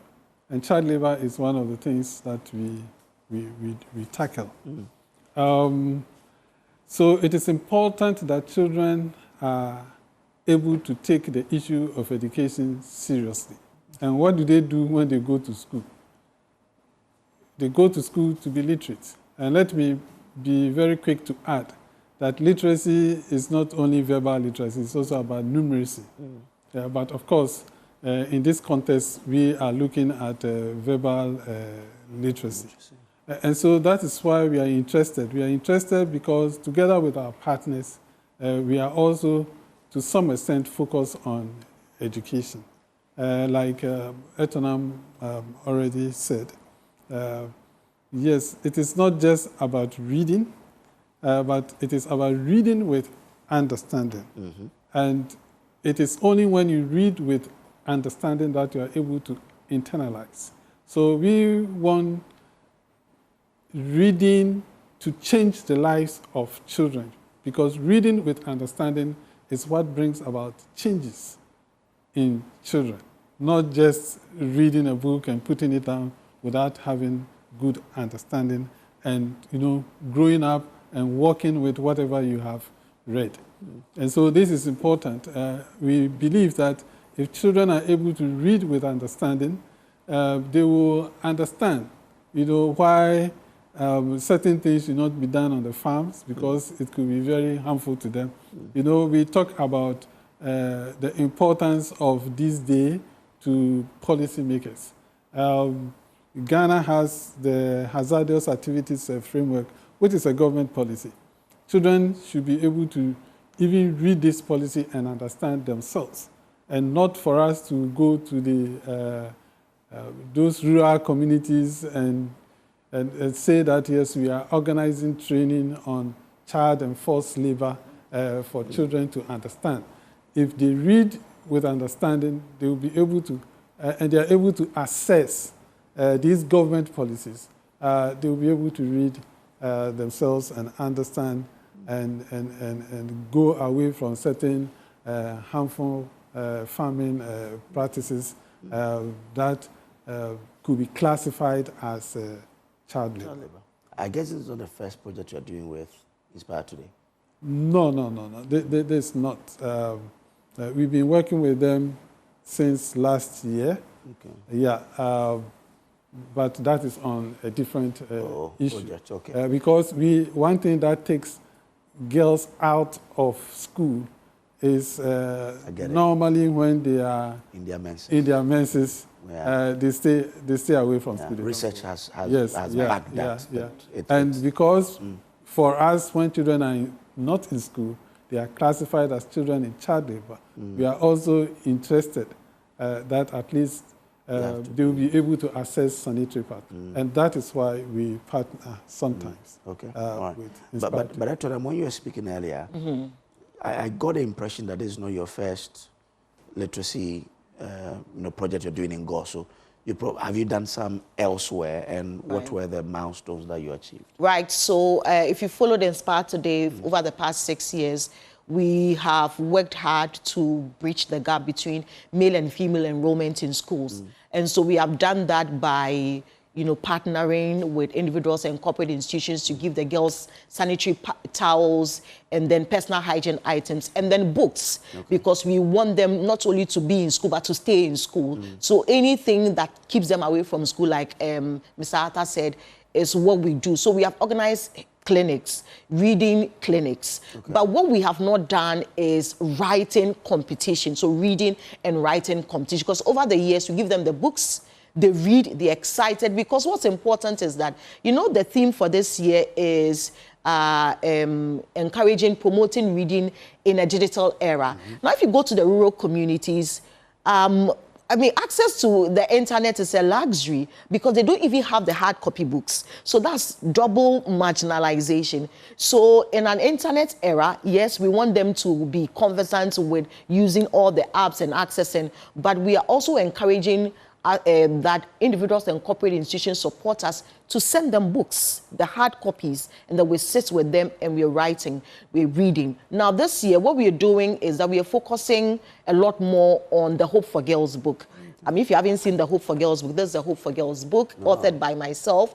Now, the Hope for Girls book is a complete guide for girls who are navigating their teenage years. So issues with peer pressure, issues with what do I do when I'm menstruating, what do I do when the color is different, is painkiller okay, at what point do I see a doctor with the menstrual pain, and all of that. So the discussion and the reading and writing competition will be based on the Hope for Girls book. So that's what is different from the other clinics we have organized over the years. We need them to understand what they're reading. They must understand what they're reading. And we don't intend to churn out future leaders who will be copying like we're seeing. They need to understand that what they're reading is important. But remind me, is this competition only for girls? It's for girls. So it's for girls because Inspire Today, we are focused on bridging the gap between male and female enrollment in school. So our focus is on girls. So that's the drive behind the passion there. Behind the passion, yes. You see, the fact that, if you go to certain communities, especially in the rural communities, because of their economic and cultural practices, girls do not go to school. So what we are doing is to encourage them. And when you go, you ask them, why are you not going to school? They said, our place is in the kitchen. 21st century, how do you say that a young girl's place is in the kitchen? So what we do is we encourage them. We send them the books. They read. Their parents say, my child is smart. So they are encouraged. And the good thing is that now access to basic and senior high education is free. You don't have to pay. So what we are doing is to encourage them to understand. See, there's a beauty in understanding what you're reading. When you do not understand what you're reading, then you begin to cram. They begin to cheer. When you were talking during the discussion, I decided to Google a UNESCO report, a 2024 report. It said that despite progress in encouraging education globally over the years, at least 739 million youth and adults worldwide still lack basic literacy skills in 2024. Is this not alarming? So I think it's important that we take literacy very important. Yeah, so it's not our first time, having a reading clinic, but this is the first time we're actually embarking on a competition where we sit with them, they're reading, they're writing, we are assessing them, and we are awarding them, as well. And thanks to ICI. Once it's thanks to ICI. From your perspective, why is it important for Ghana to focus on improving literacy amongst its young population?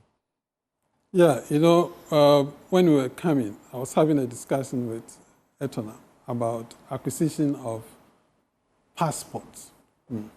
Now, the process is very clear when you go online, and it tells you what to do to get a Ghanaian passport. Yet you have many Ghanaians who think that before they can acquire a passport, they need a middleman to be able to get that. Why is it so? Because there are many people who think that anything that you need, perhaps because they don't read with understanding, they think anything that you need, someone must lead you to get it. I think if people can read, and we build this culture, there are a lot of things we'll be able to access on our own. There are scholarships which are available that no one has to lead you to be able to access those scholarships. People don't get it because they are not reading. Or they read and they don't understand. And so they think somebody has to help them to be able to do that. So, a country that cannot read is a country that is not going to progress. And that's the difference between the West, where literacy rate among adult population is 100%, and us, because many of us can't read. And so they develop. When it comes to, let's say, party politics, elections, or other things that we get ourselves involved with. People take the wrong decision because they don't read for themselves. Okay. And it's not because, just because they don't read. Some don't understand when they read. So if you are looking at a country which is aiming at development, I think the first thing is for its people to be able to read. Mr. Mike Arthur, I'm grateful to you for joining. Mike Arthur is the country director of Ghana International Cocoa Initiative. Also, Etonam say is founder and executive director of Inspire today. And she and Mr. Arthur are together inspiring a lot of young people today to really understand how to read and write in this particular competition. This is still the AM show. We'll take a break here. We'll be back with much more. You stay.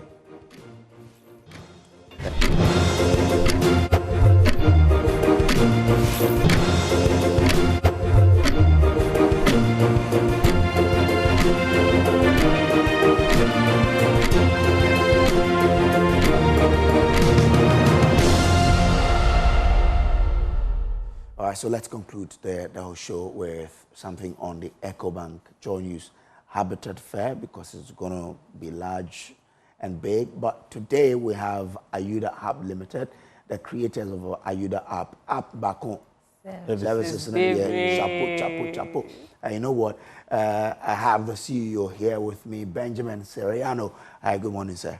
Good morning. That's all good. Very well. Okay. Vanessa Bar Williams is Customer Experience Executive. Vanessa, good morning. Good morning. Trust you good. I'm good. How are you? Charlie, I'm well. But let me start with CEO. CEO, really, what motivated you to develop such an app? That one app is doing Chapo services. So, firstly, let me start off by trying to explain to your viewers what the app is.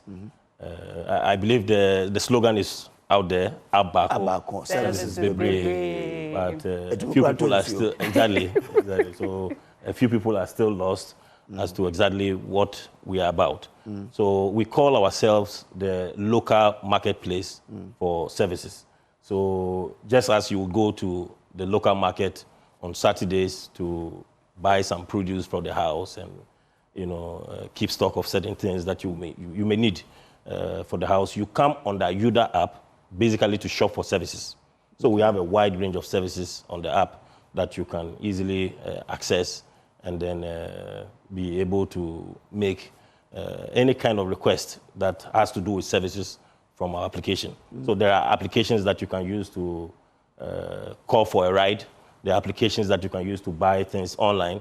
Ours is an application that you use to request for services, whether it's plumbing, whether it's electrical, whether it's painting, any kind of service, fumigation, any kind of services that you may need in your house or in your office, the Ayuda app is there to serve you. And so when it comes to our app, back to the question that you put, we looked, first of all, for individuals' convenience.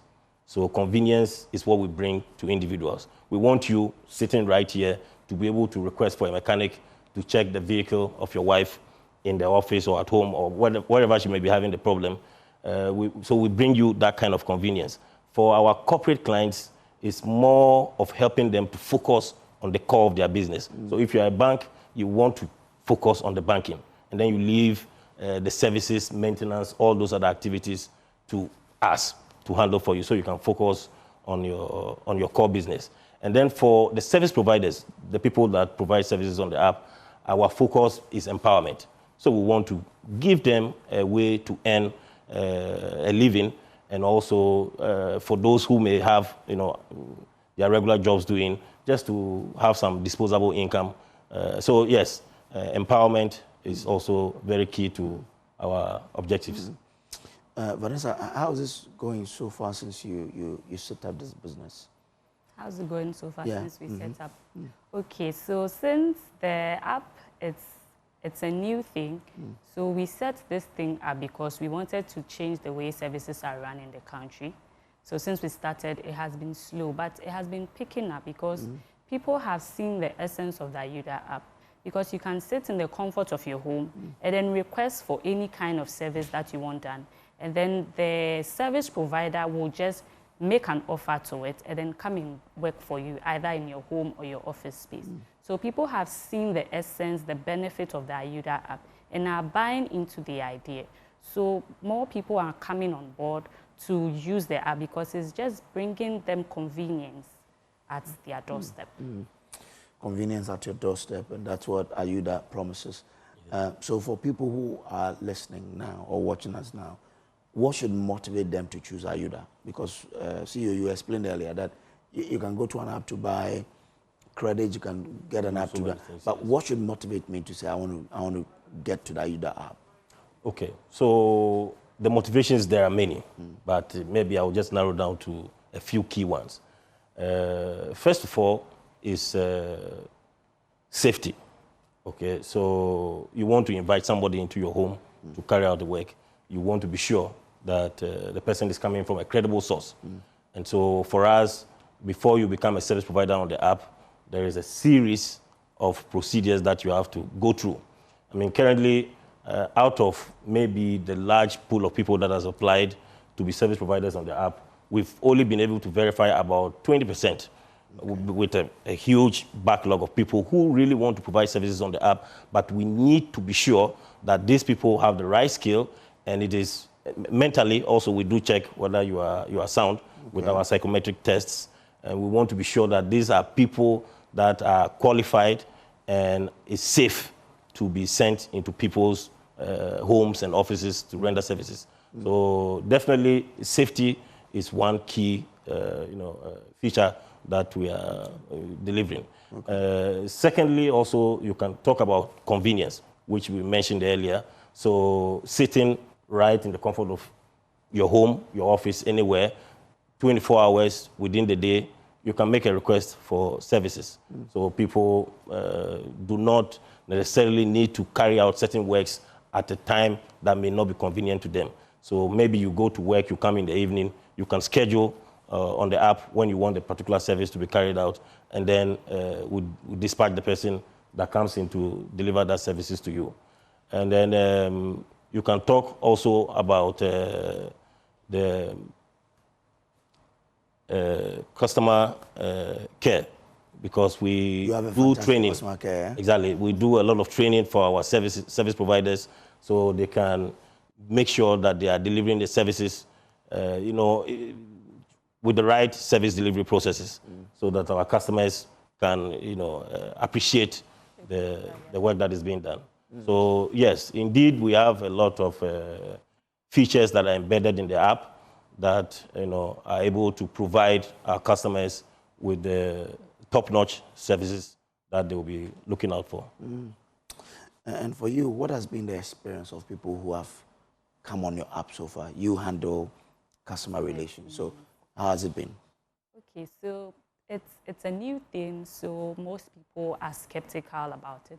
But when they sign up as customers and they make their first request, the feedback that we receive is that, oh, I love the way the app works. I was able to sit in the comfort of my home and then request for a service to be done for me. And I know that you have trusted people on your platform. So we've received quite some really great feedback from our customers because it is a platform that is just bridging the gap. So people are very eager to use it and then enjoy its benefits. Interesting. So if you are out there, you've not used the Ayuda app, I encourage you to use it. Yes. Okay. Is it that simple? If I want to get it, where do I have to go to? So the app is available on the Play Store, which is for Android users, and also you can get it on the App Store for the iOS users. So you just download it as a user or a customer, somebody that wants to request for services on the app. It's very straightforward. You just enter your mobile phone. Once the mobile phone number is registered, it means that we can have access to most of the details that we would need about you. So then you are safe to make requests on the app. However, when you want to join as a service provider, then there are a few steps that you need to go through. And typically we'll break it down into 3. The first one is what we call the onboarding. So here we collect some information about you, the kind of work you do, where you stay, the experience you have. We gather some details, which we use for background checks also on you. The second step is what we call the testing. The testing is divided into 2 tests. The psychometric testing, which I mentioned earlier. So we realized most people, even though they have the skill, psychologically they are not very stable. So they cannot deliver services. So we do some checks at the psychometric test section. Before you allow someone. Before we allow you. So it means that anybody who comes into my home psychologically sound. Sound. This is our objective. And then we do the skills testing. So the skills testing is just to check if the specialization that you have, indeed, you can deliver. With the last section being the training, where we do a couple of training for our service providers, especially to do with how to use the app, and then some ethics, in delivering services. So just a general training on how to service delivery. I have a lot of trust in Ayuda, and I know that you go far. Thank you very much. Services. And that's how we wrap up this particular interaction. Benjamin Seriano is the CEO of Ayuda. Also, Vanessa Williams is Customer Experience Executive. Thank you very much, ladies and gentlemen, for coming.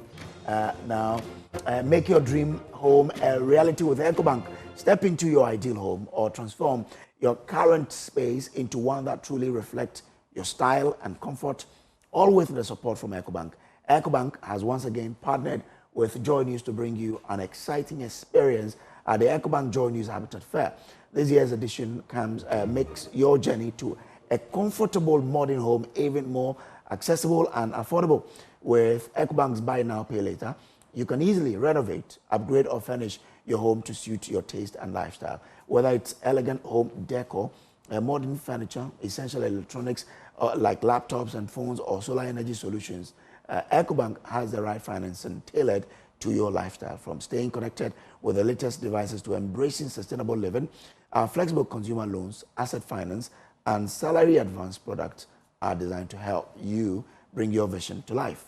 Enjoy competitive interest rates, convenient repayment terms, and fast approval for a bank that understands your needs.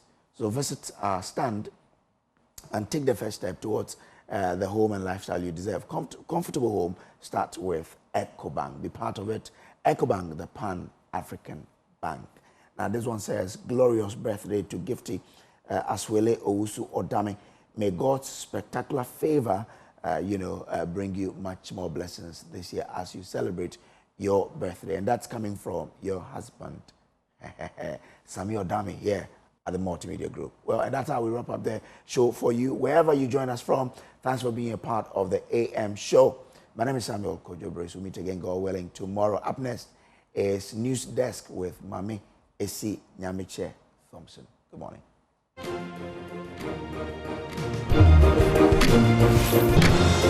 Thank you.